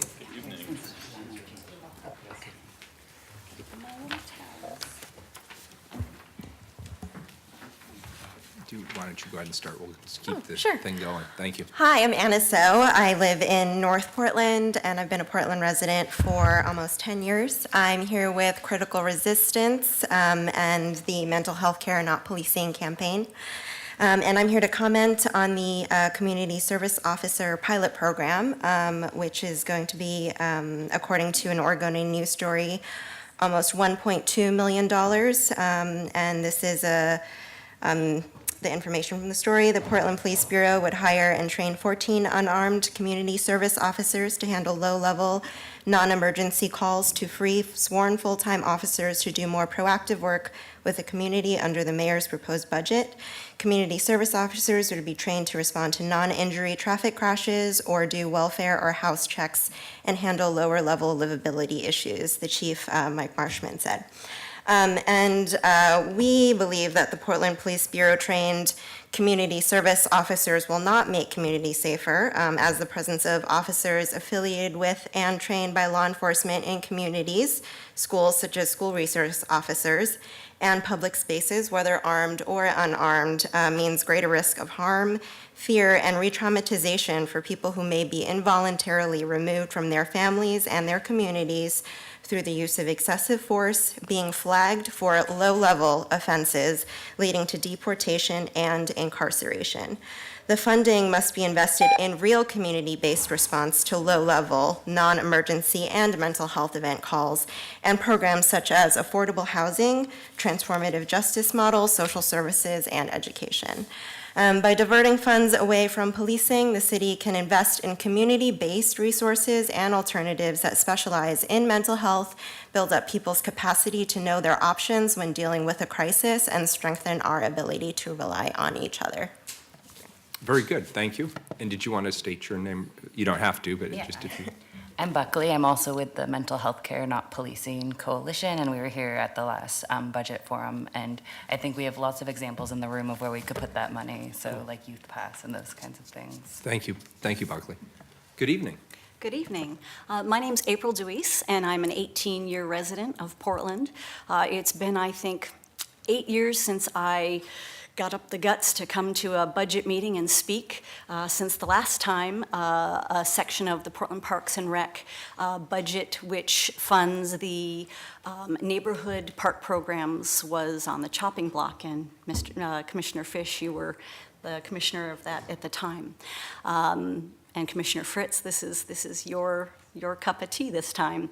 I just have to say that I had to come tonight to express how important the Brooklyn Park program is to our neighborhood. We're a close-in neighborhood that's very far from Selwood Community Park or Center, far from Mount Scott Community Center, and all the kids in our neighborhood really don't have an outlet. We don't even have a grocery store, really. That is the center of our neighborhood, really. It's the park. When I got our Brooklyn Knows thing on my door the other day, there's only 3 things in it. All 3 of them happened at Brooklyn Park. The Easter egg hunt and the 2 things related to the possibility that we might not have our park program funded. It's a small budget item, some estimate around $10,000. It's only one of 4 being cut based on the criteria that maybe we don't have enough kids that come for free and reduced lunch. It will be sorely missed. I know our neighborhood is trying to put together a way that we could still make it possible. And so if you're not able to find the money in the budget to fund this, which is incredibly important in our neighborhood, please do try to work with us on ways that we can make it possible, and don't shut the door. We really can't. I really would hate to lose such a gem. It's really a wonderful, important thing in our neighborhood. Thank you. And we have extended a written response to some of the folks who've been writing to us and with some suggestions for how it could work. Oh, is that you? Oh, one of many. Okay, thank you. Thank you. Appreciate it. Thank you. Good evening. Good evening. Thanks very much for the opportunity to speak this evening. My name is Justin Harn. I'm the Executive Director of Open Signal, formerly Portland Community Media Center. Together with a dedicated team, we're developing skills and workforce for the future of our city. No other organization has the kind of access to tools, classes, and spaces that we do, and at the price point we offer. We want to empower people from all backgrounds to make a difference and start telling their own stories. Thousands of dollars of equipment is made free and open to the public because of the money that dedicated team members, the Office of Community Technology, and you allocate every year.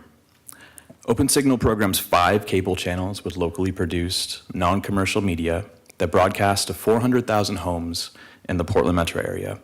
Content's aired in languages like Spanish, Russian, and Farsi.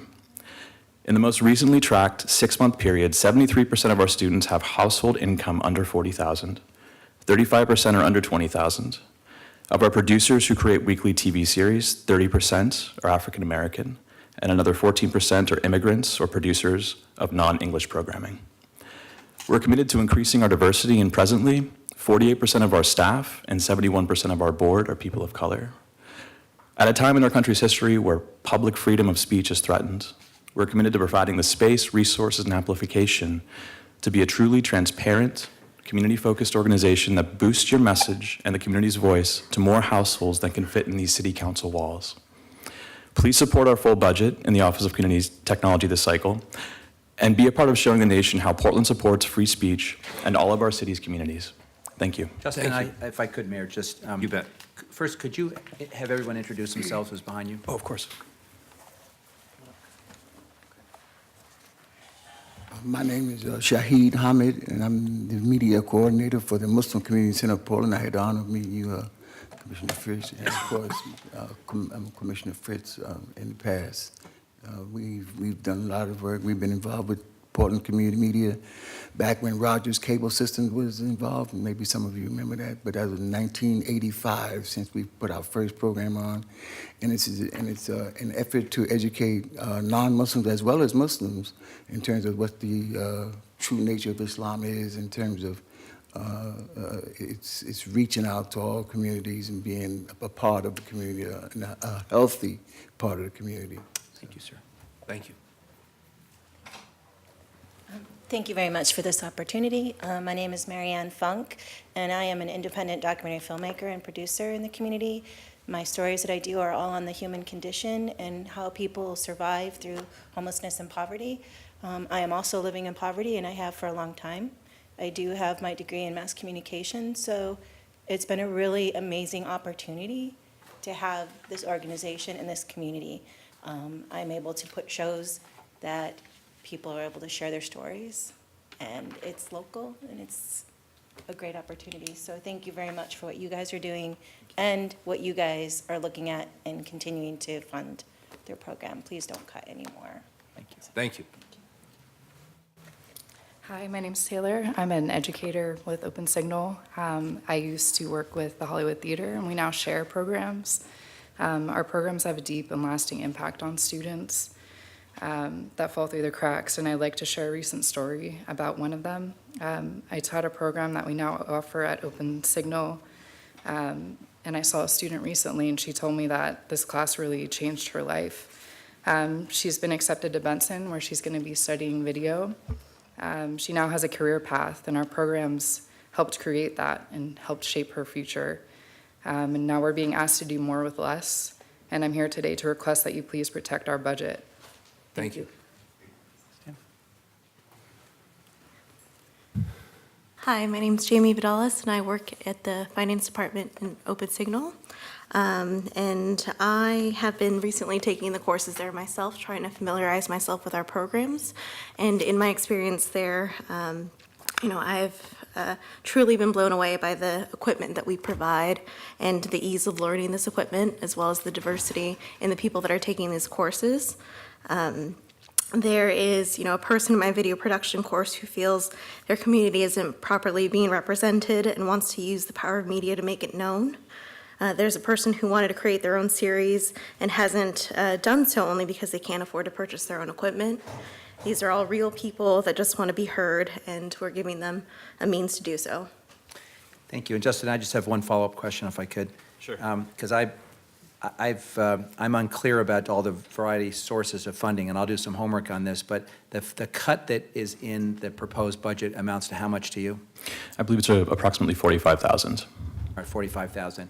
And if you take that cut, what will be the consequence? We would lose a full-time educator.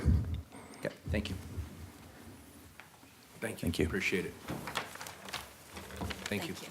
We have a couple of people on deck who are ready to go up to the testimony table.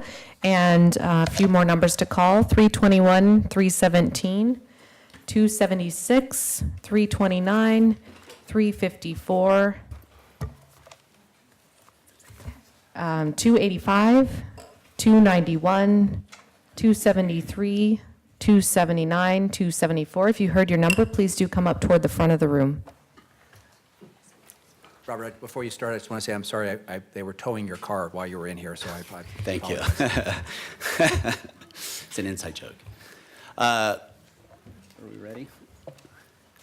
Mayor Wheeler and Commissioners, my name is Robert Ball. I'm President of Friends of the Mounted Patrol, but I'm also the Reserve Commander for the Portland Police Bureau. I'm not speaking in that role tonight, but I am speaking about the experience that I've gained in that role tonight. Currently, we have a CSO program that's being proposed that I actually proposed a couple years ago to have a program. I think the program as proposed could be much, much better, and we could far exceed the numbers of CSOs by having both paid and volunteer CSOs. And really have an impact on the community. I think the young gal was right. I really don't believe that the 13 or 14 CSOs that you're going to hope to get out of this program will really make a difference in the community. To really do that, you need to get out into the community, harness a larger number of people that will actually come and be a part of what we're trying to do to really make an impact. I sent all of you a memo that you have on the record. What we're asking for tonight is you give us some time now before you cut the Mounted Patrol, because I really believe, as we used to have reserve officers complemented the Mounted Patrol, I really believe that we could have a couple paid positions. We could have reserve officers, CSOs, frankly, and maybe even park rangers. So I really believe we can keep the Mounted Patrol program and have both paid and volunteer police officers as we do now, paid and volunteer CSOs, and we could really have a much, much greater impact on the community. And so what I'm asking is we just, instead of cut now, let's hold it, let's vet that for 3 or 4 months and see if we can make something that really will have a significant impact on the community. And so that's what we're really hoping to do now. Thank you. Appreciate it very much. Good evening, Mayor and Commissioners. My name is Margarita Gutierrez Lemus, and I am a college program coordinator for College Possible. So firstly, I wanted to start by thanking you for your support for our program this past year through the Special Appropriations Competitive Grants. We are here today to give you a little bit of a sense of our program and also request that College Possible be considered for continued funding in the amount of $250,000 through the competitive grants process in the fiscal year 17-18. So you heard from one of our high school students earlier, Ellie, and I want to give you a little bit of information about our college programming for our college students. So I started working at College Possible about 8 months ago, and in that short time, I have been able to witness the immense amount of commitment and support from our AmeriCorps members that our students receive, and also the commitment from our whole organization. As you have heard from my colleagues in the past, students enroll in our program in their high school year as juniors, and then we continue to support them through high school completion or 6 years after they graduate from high school. I manage the college program, and that is about that's about 300 students for AmeriCorps members. So each student is given their own personal coach to go through all of the obstacles that they are presented through being part of like low-income communities in the college program or in the college process. And so as someone who went through those obstacles, I really believe in our programming and the support that our students receive. One thing that I just want to mention, because I'm running out of time, is I talked about the commitment from our coaches, and one thing that we have conversations about constantly is the stress that is associated with supporting our students, and that to me just shows their immense commitment to the success of the students and for them to be able to graduate with their degree. Thank you. Excellent. Thank you. Good evening. Good evening. My name is Lul Abdul. Thank you for having me. I would like to say 2 things that our community as refugee immigrant is stressing out. One is this earthquake going on, news that we haven't heard yet, full conversation about it. No one reached out to our community, so we don't know what is this emergency preparedness means. So we would like to get that information, reach out to our community. We are refugees, we know how to run, we don't know how to swim, so please help us out. People are calling us for resources, asking us what's going on, because most of the time I'm the one who's connected to several places that knowing what's going on, but I don't know what's going on so far. We would like to be reached out for that emergency preparedness thing. We worry so much. The second thing is housing. Housing is no longer affordable for our communities, and that's for everybody. The landlords are taking advantage of increasing the rent, and then we can't even move for the places that we are living is so poor. The landlord doesn't clean, knowing that our budget. Landlords are asking 3 times of your income to move into a place. So I don't know how that will be a solution, but housing is critical, and our community are living in a poor situation. Thank you. Thank you. We appreciate it. Mayor, if I could Yeah, say please. something briefly.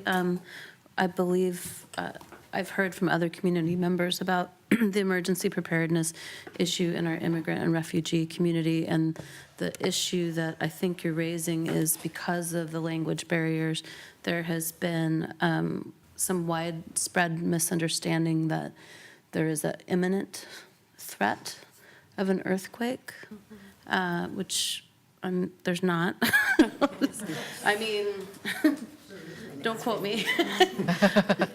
I have been hearing about it myself for probably 30 years now, but our whole city needs to be prepared, and in order to do that, we have to offer that information in multiple languages and do outreach to all our communities. So thanks for coming to testify on that.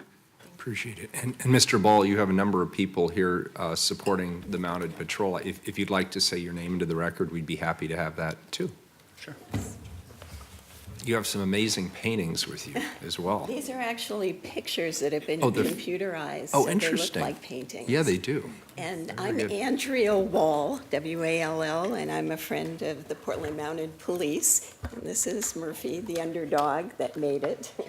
And one thing I just want to quickly add is if you disband the Portland Mounted Police and then in a future date wish to reinstate it, it will be costly and laborious to do so. When you have the trained horses, money has been raised for a barn, we need the officers, yes. But we've been pretty good at fundraising, and we would like to work with you, as Thank you. Mr. Ball said. Thank Appreciate it. Thank you. Hi, I'm Nancy Weil. My husband Jeff Weil couldn't be here, but he supports as well. This is Red, and we are one of the supporters that want to see our wonderful mounted police remain with our city. It's an asset that I don't think you'll realize until it's gone, what it means to the citizens as a whole. So thank you. I also submitted online a statement to all of you. So Appreciate it. Thank you. Charles Conroe. I have one of the Mounted Patrol horses in retirement. Hi, Dan. I hope that the city appreciates the magic that the horses do provide, and that connection between the public and the police can make a whole world of difference in how the public, from the very disadvantaged on up, actually look at the police and look at the city. And it's a great tool, both for visitors and residents. I hope you keep them. Thank you, sir.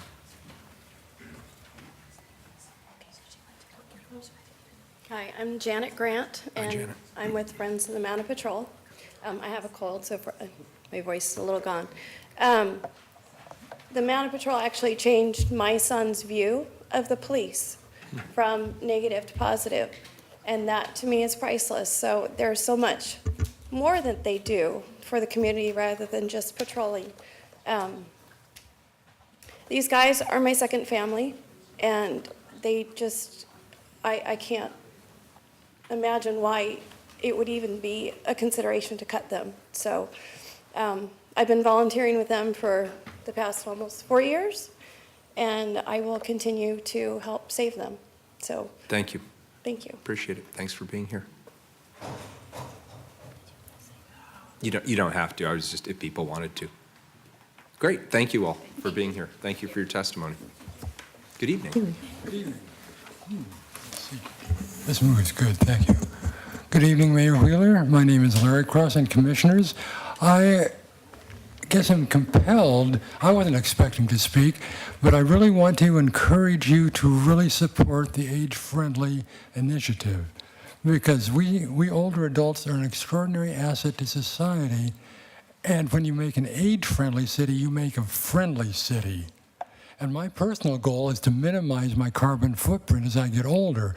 I need an accessible city, more accessible, as does everyone.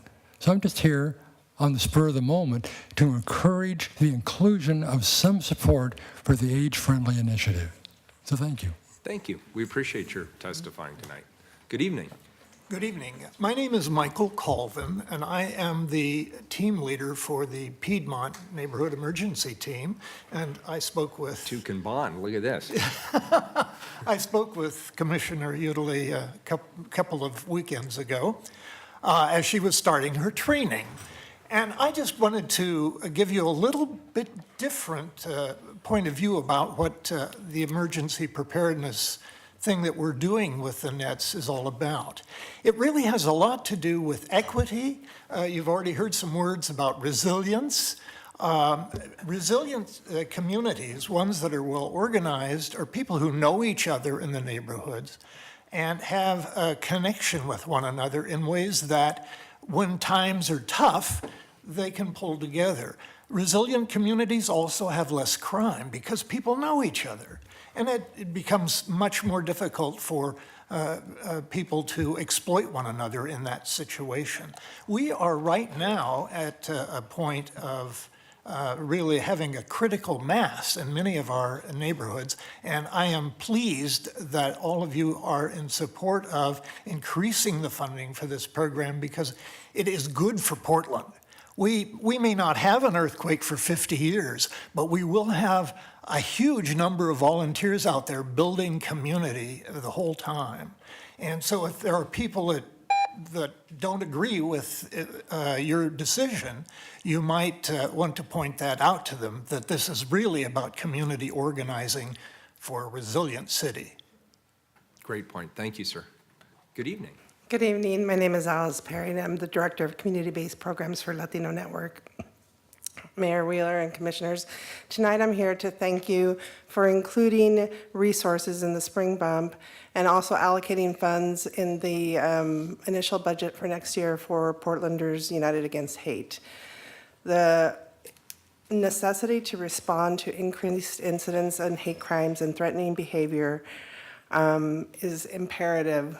All our communities are faced with a number of calls. We read it in the paper. And the group of community-based organizations in partnerships with the city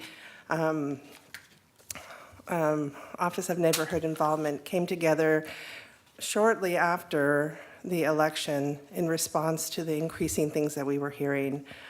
We really want to make sure that we are not only tracking the data, but also being responsive to the individuals that are facing these incidents, and make sure that everyone in Portland sees us as a resource, Portlanders United Against Hate, as a resource to make sure that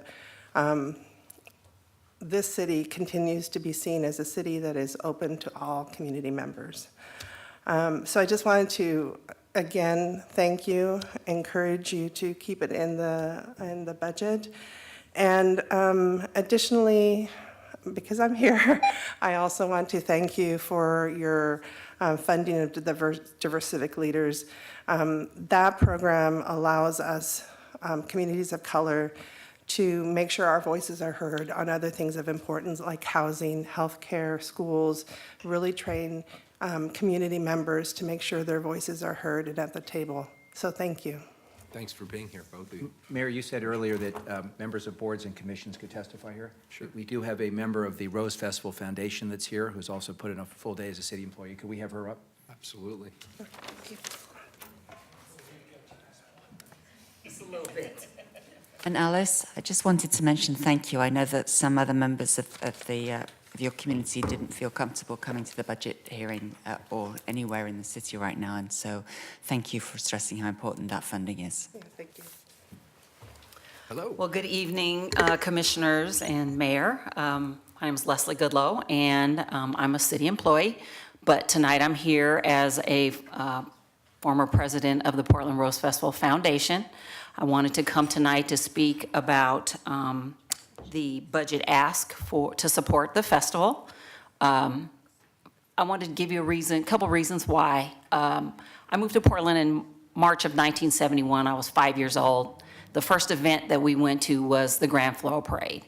And in 46 years, I've only missed one Grand Floral Parade, and that's when I was giving birth to my daughter.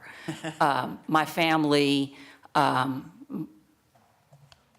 all about 50 members of my family moved here from Illinois, and all of us are very much in support of the Rose Festival. And it's important to the community, brings people together, and it is particularly important right now when there is so much stress. There's so many things in the news and so many things to be negative about, that it's important that we fund events that bring people together. So some more concrete reasons to support the festival. It supports our #1 commitment of safety for the community and for the participants and patrons that come to our events. It provides porta potties, which are very important, particularly along the parade route. that were funded in 2007 with the duct tape. I don't know if people remember the whole duct tape thing that happened when I was president. That was a great thing that happened. But it was then eliminated, and so we have not been funded for that. And then it shows complete commitment to the Rose Festival as the city's official festival, and the thousands of volunteers that we have and participants. And then last but not least, it makes good business sense because the festival brings over $60 million of economic impact in the 3 weeks that the festival is running. So thank you very much for hearing Leslie, me can tonight. I just note that you are so persuasive that the mayor, in his filed budget, which he filed yesterday, has included $100,000 for the Rose Festival. Well, thank you very much. Well, and I have some asks to the Housing Bureau as well, so. And we should say that each of us up here gets a chance to, well, obviously not only work with you, which is an honor, but we get to see Grace Stratton a lot.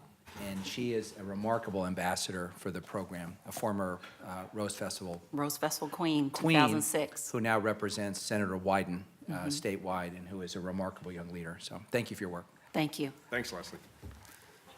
Good evening. Good evening. Yeah. I pulled up a chair closer so I can help her translate. That's because great. she wants Thank to you. participate, was very shy and nervous, and we encourage her to speak up even if she doesn't speak the language well, but to participate. Welcome. So may I ask that you speak into a microphone because then the captioners can hear you well? Okay, can you hear me? Yeah, thank you. Okay. Good. So, good evening, Mayor Wheeler and Commissioners. Thank you for having us tonight, having the budget hearing. We appreciate to be able to participate.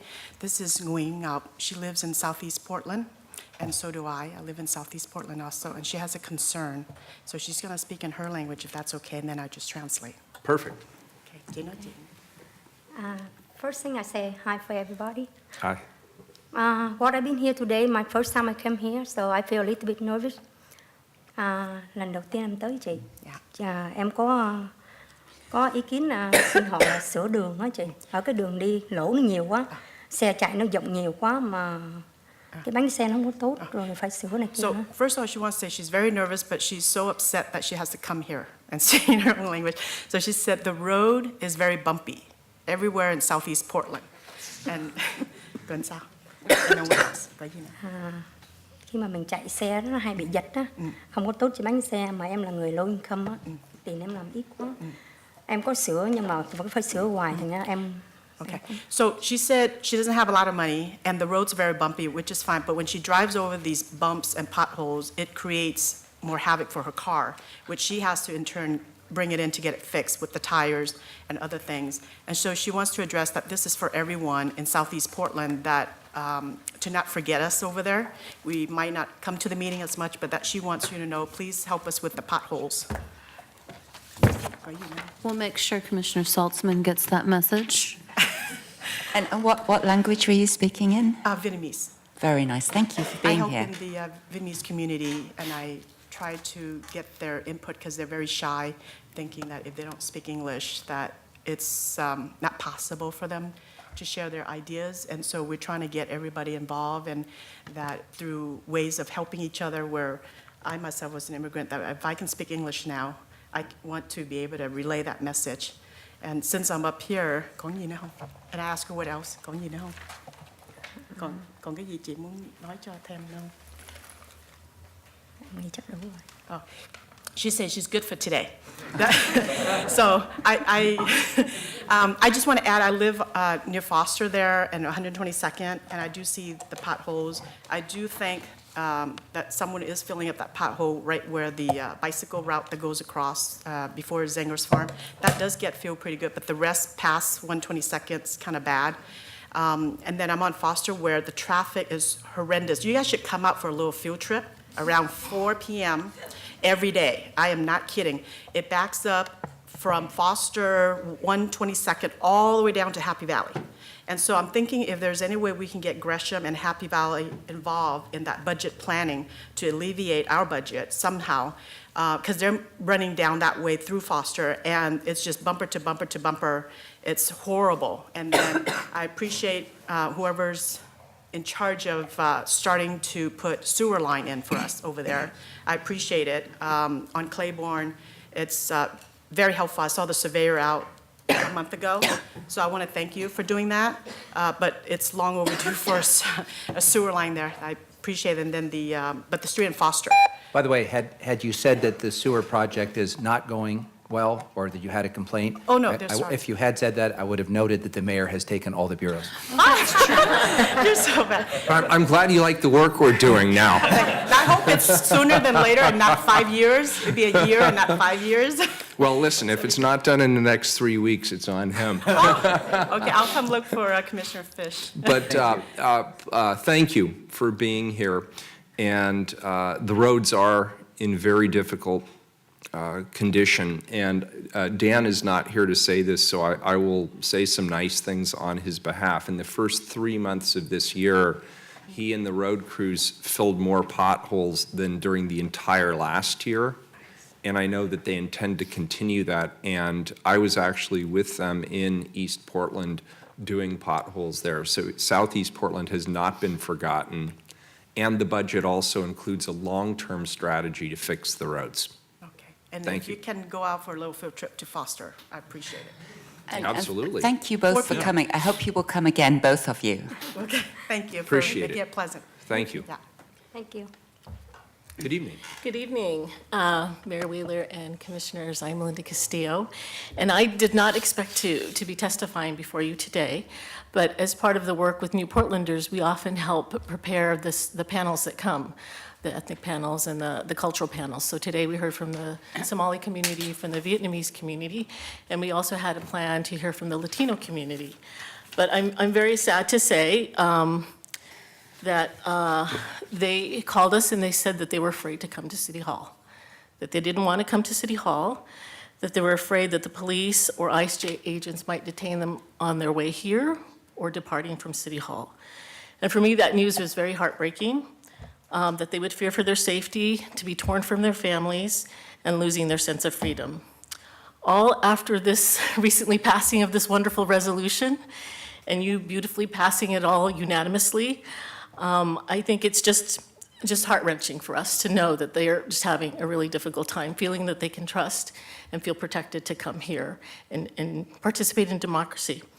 So I guess what I wanted to also say is that it tells us that we got to do more as a city.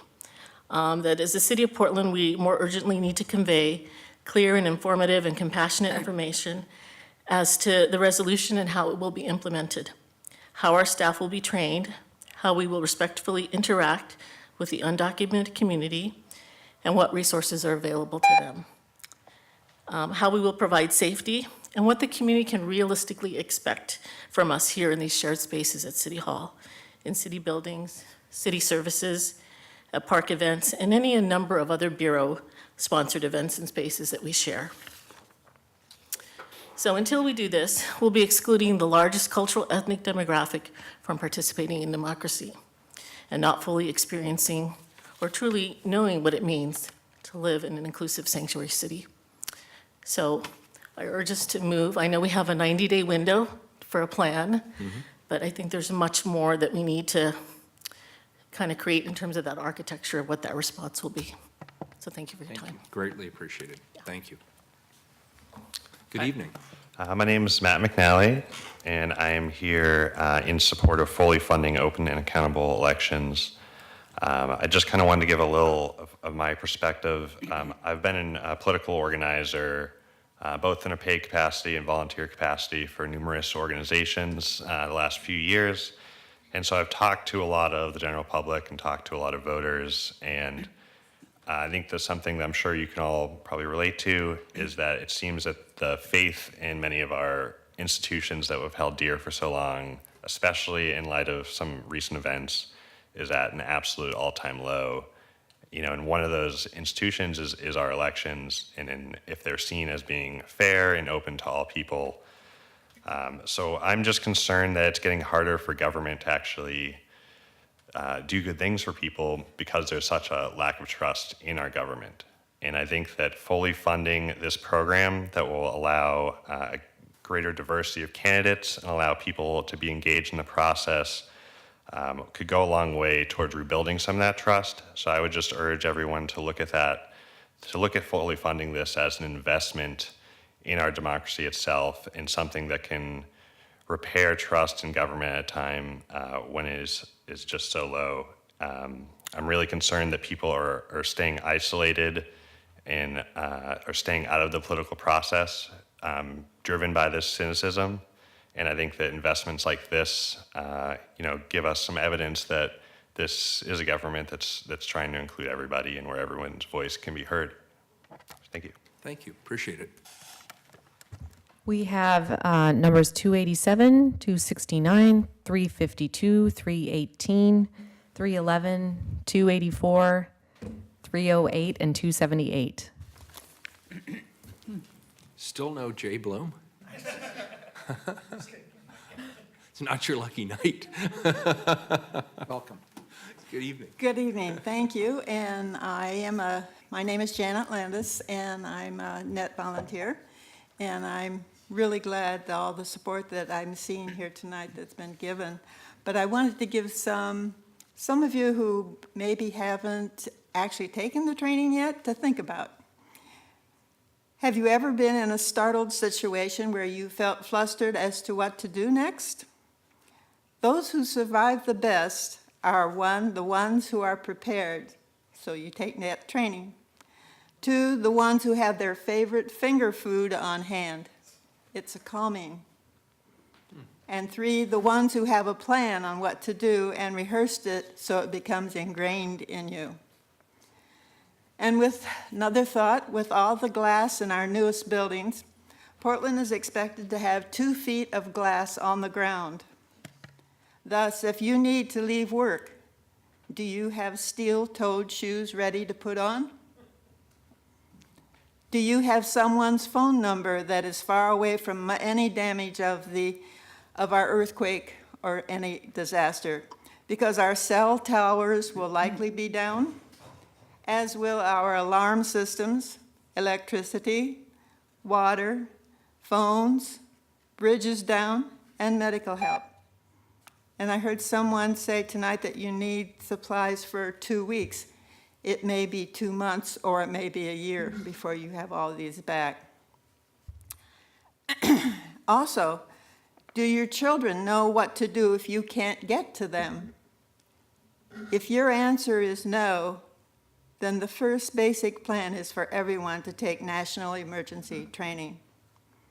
Thank you for helping and listening. Thank you, appreciate it very much. Could we get a show of hands to see how many people remain to testify? Are there any people in other places in the overflow room? No, the overflow room is empty. Okay, great. Why don't you come up, ma'am? Jay, Jerry, come on up. Let's keep it moving. Mayor, we've had so many people wearing red shirts testifying tonight. Other than red-shirted testifiers, could we? Come on up, please. Yeah, please, come on up. Let's just keep it moving. Just come up towards the front if you want to testify. Thank you. My name is Jay Bloom. I'm here as a volunteer on behalf of ARP, which is the national sponsor for age-friendly cities. I'm particularly impressed with the commitment that the mayor and all the city councilors have had historically and presently on behalf of Age Friendly. In listening to the almost 2 hours tonight, I would say to you, I could almost fold in everything into an age-friendly paradigm. I've been 40 years in human services, and it's probably the most inclusive model that I've seen in my 40 years of work, both in terms of professionally with children and older adults. And Portland is prime in terms of intergenerational right now.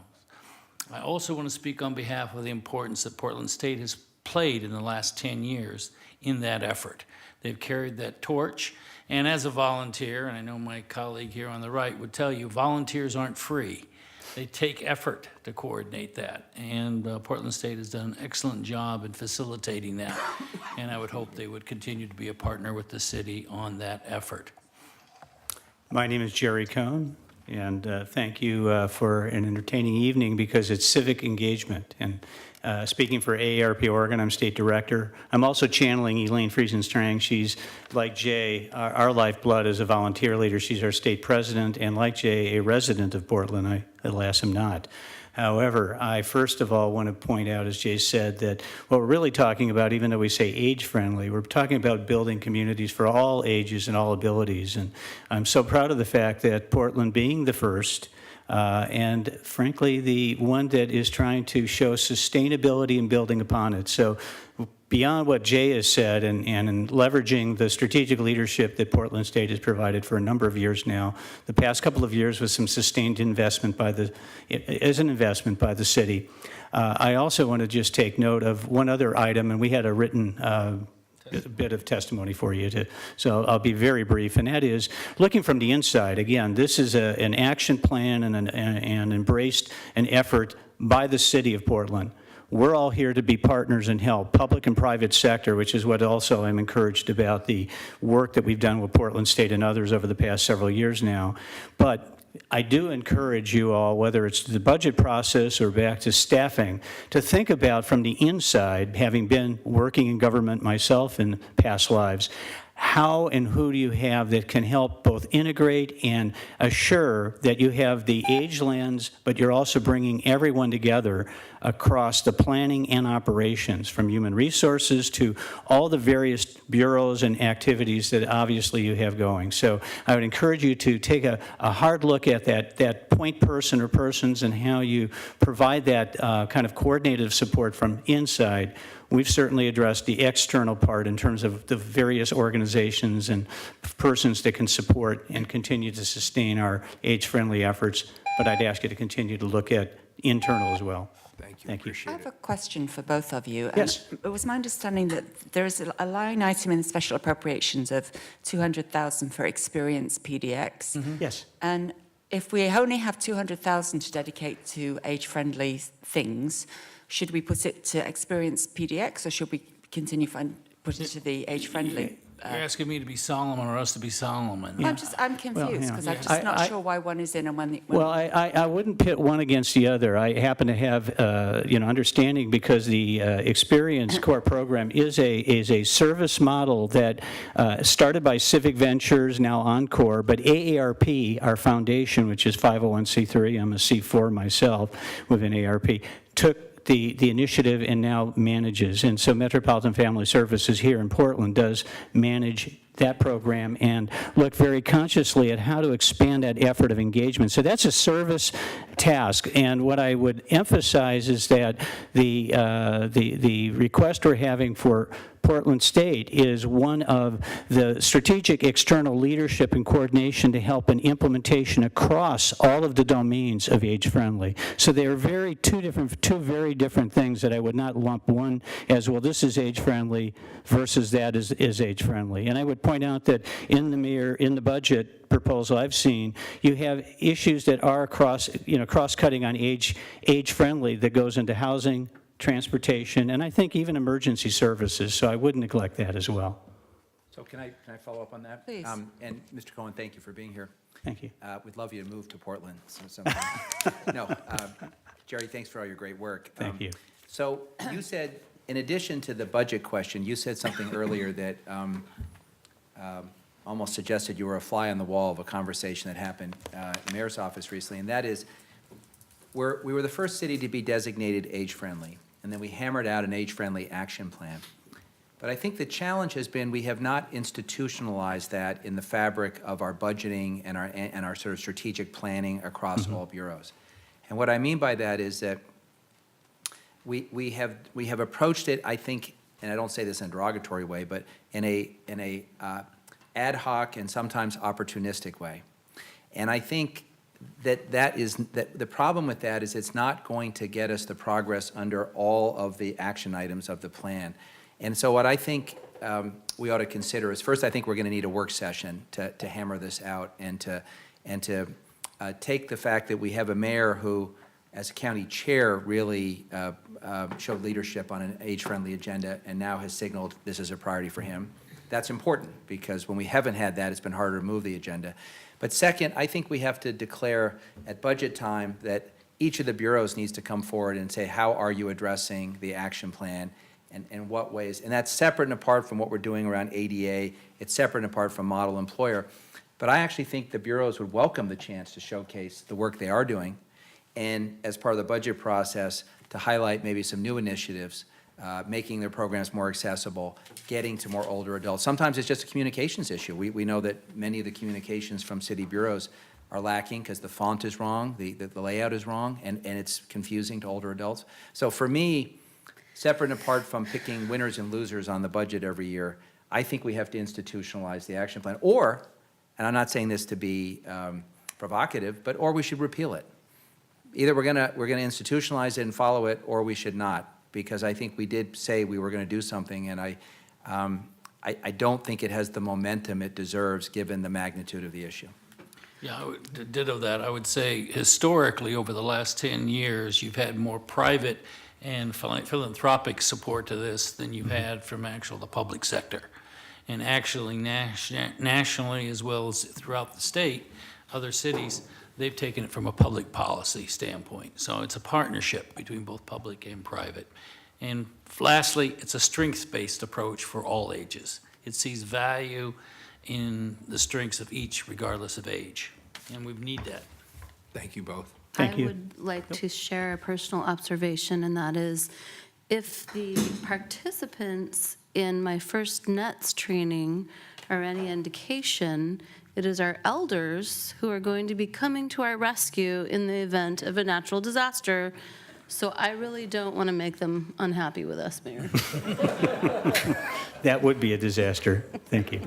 Very good. Thank you, gentlemen. Good evening. Hi there, finally. Yes, My name thank is you for- Adrienne March. Thank It's you, good to Adrienne, for see your you here. patience. We sure appreciate it. I'm here to explain the reason why our mounted patrol is necessary. In 2014, the University of Washington conducted a scientific study proving that horse vibes calm people. You don't have to interact with them, just being around them. The studies have continued since then, and these studies are taking place in therapeutic environments because it's convenient to do them there, but the findings are pertaining to all horses.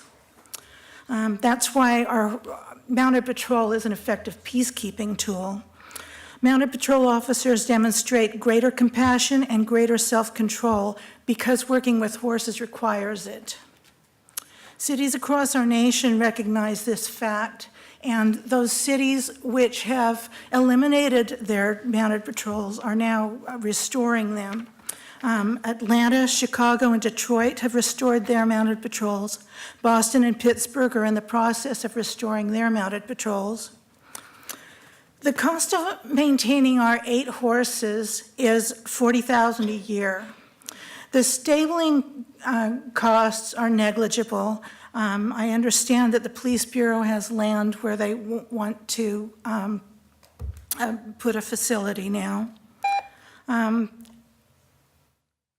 So stabling is negligible. It's $40,000 for horses, and then there's a trainer and 2 stable attendants. I'm thinking that that's under $250,000 for the horse unit. The officers that are allotted to that unit are just going to be transferred into other positions. So that's why I'm not including that in my figure, which is a lot lower than yours.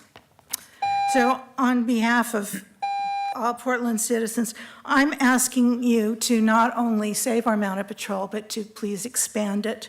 This will send a clear message to the police bureau that all of our officers are expected to exercise greater compassion and greater self-control. Thank you. Thank you. Appreciate it.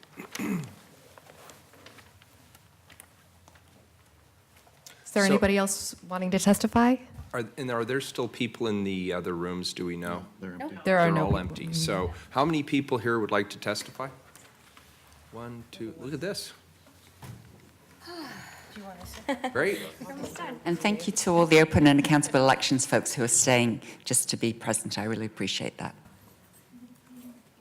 Oh, okay. Good evening. Hello, Mayor Wheeler and commissioners. My name is Maria Hernandez Segoviano, and today I am here as a Portland resident. I'm going to be very brief because first and foremost, you heard from youth But I'm also a youth. I found out that, under 25, you're still a youth. Anyways, so first and foremost, I want to thank each of you for your leadership. I appreciate you really considering the still funding Youth Pass. I definitely am a supportive of expansion and funding ways and modes of transportation for youth who see it not only as a lifeline, but really helps with their education and helps them thrive as they continue with their higher education. I appreciate Commissioner Fritz's proposal. I would add one thing as well, and that is that while the proposal indicates providing funds based on the number of free reduced lunches, I, as someone who got free reduced lunches all throughout my elementary, middle, and high school careers, I can tell you there's a level of stigma. There's a level of stigma having to have a free reduced lunch based on the income level that your parents get. Having to have a free reduced lunch based on the fact that sometimes your parents are not even with you at all through your activities, and you still have to think about that. Like as you get your lunch, you think of, where are my parents? They're working, and for me to still not be able to get not a free reduced lunch, it's something to consider while we really, again, think about who really have the solutions for the models to be used for Youth Pass, and that's our youth. Our youth know best what they need. They know as well of the different models. So I, again, will like to reiterate in my own experience and my own perspective that it is important to consider youth, but also not just having them at the table, but also offer a level of participatory justice. And what that means is being able to provide spaces where it works for them, and they're able to be here and express their voices, even if they might reiterate the same thing over and over and over again. So again, thank you, and thank you again for your leadership, and looking forward to working and following up this very closely. Thank If you I might very just much. comment, what my proposal is to give the money to the school boards, so that then those are obviously their meetings take place in the high schools and in the districts, making it much easier for youth to come and participate, so that each district can decide what it wants to do with the allocation. Absolutely, and again, thank you. I will just add that, as a youth, and I really feel really good saying that, actually. I'm jealous. But as a youth, knowing that there are proposals out there that work, there are proposals that serve the purpose of, in general, making sure that youth get the opportunities based, I think it's also important to really make sure that youth are the proponents of those proposals before they even get proposed. They all work out, but if there's that level of participatory between youth and your leadership, when those solutions come into the table, it will be even so much better.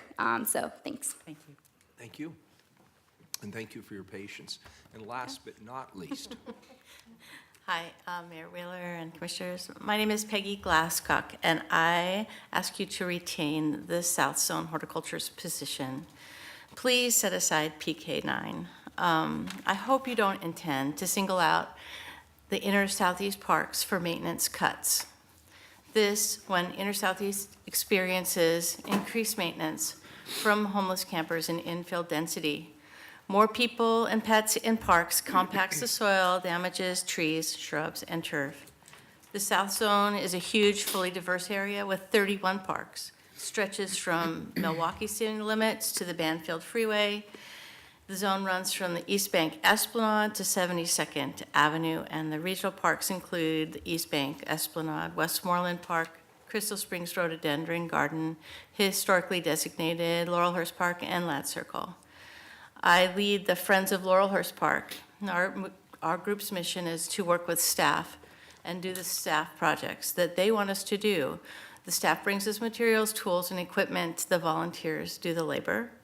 Without them, we would not be able to have work to do. Yesterday, we had a work party. There were 5 work parties in the South Zone. There weren't enough people to supervise our crew. They left us 3 wheelbarrows, 4 pitchforks, and 3 rakes for 20 volunteers. Luckily, we could weed, so we had work to do. It was fine. But just don't allow historic plantings to deteriorate and die, as is written in the cut. Some plants in our southeast parks are already 100 years old, and they were proven to be hardy, as none of them have been pampered. And can we replace them with native plantings? No. By nature, native plants aren't stronger in a park environment. Park environments are too intense. So please, don't cut that horticulturist position in PK9. And continue to leverage city dollars and volunteer groups, and please retain maintenance and keep up the quality of the Southeast Park landscapes. Thank you. I want to Appreciate thank it. you and all the friends of the parks. I know you do an amazing amount of work, and as a retired city employee, still giving to the public. Thank you very You much. guys help us out a lot. Thank you. And did you want to state your name for the record as well? Yes. My name's Alice Knopf. I've been volunteering for about 15 years with parks. And I just wanted to add that these parks are used by people all over the city, especially Laurelhurst and Esplanade and some places that have become very much used, partly because there's so much infill and so many new apartment buildings. People need these green spaces to be kept up, to be safe. Just from a historical standpoint and a beautiful city standpoint, I think they're really important. Thank you so much, both of you. Thank you. All right, last call. Anybody else wish to testify who has not testified? Very good. This meeting of the Budget Committee is continued till Wednesday, May 17th at 2 p.m. in the Council Chambers, City Hall. Thank you, everybody.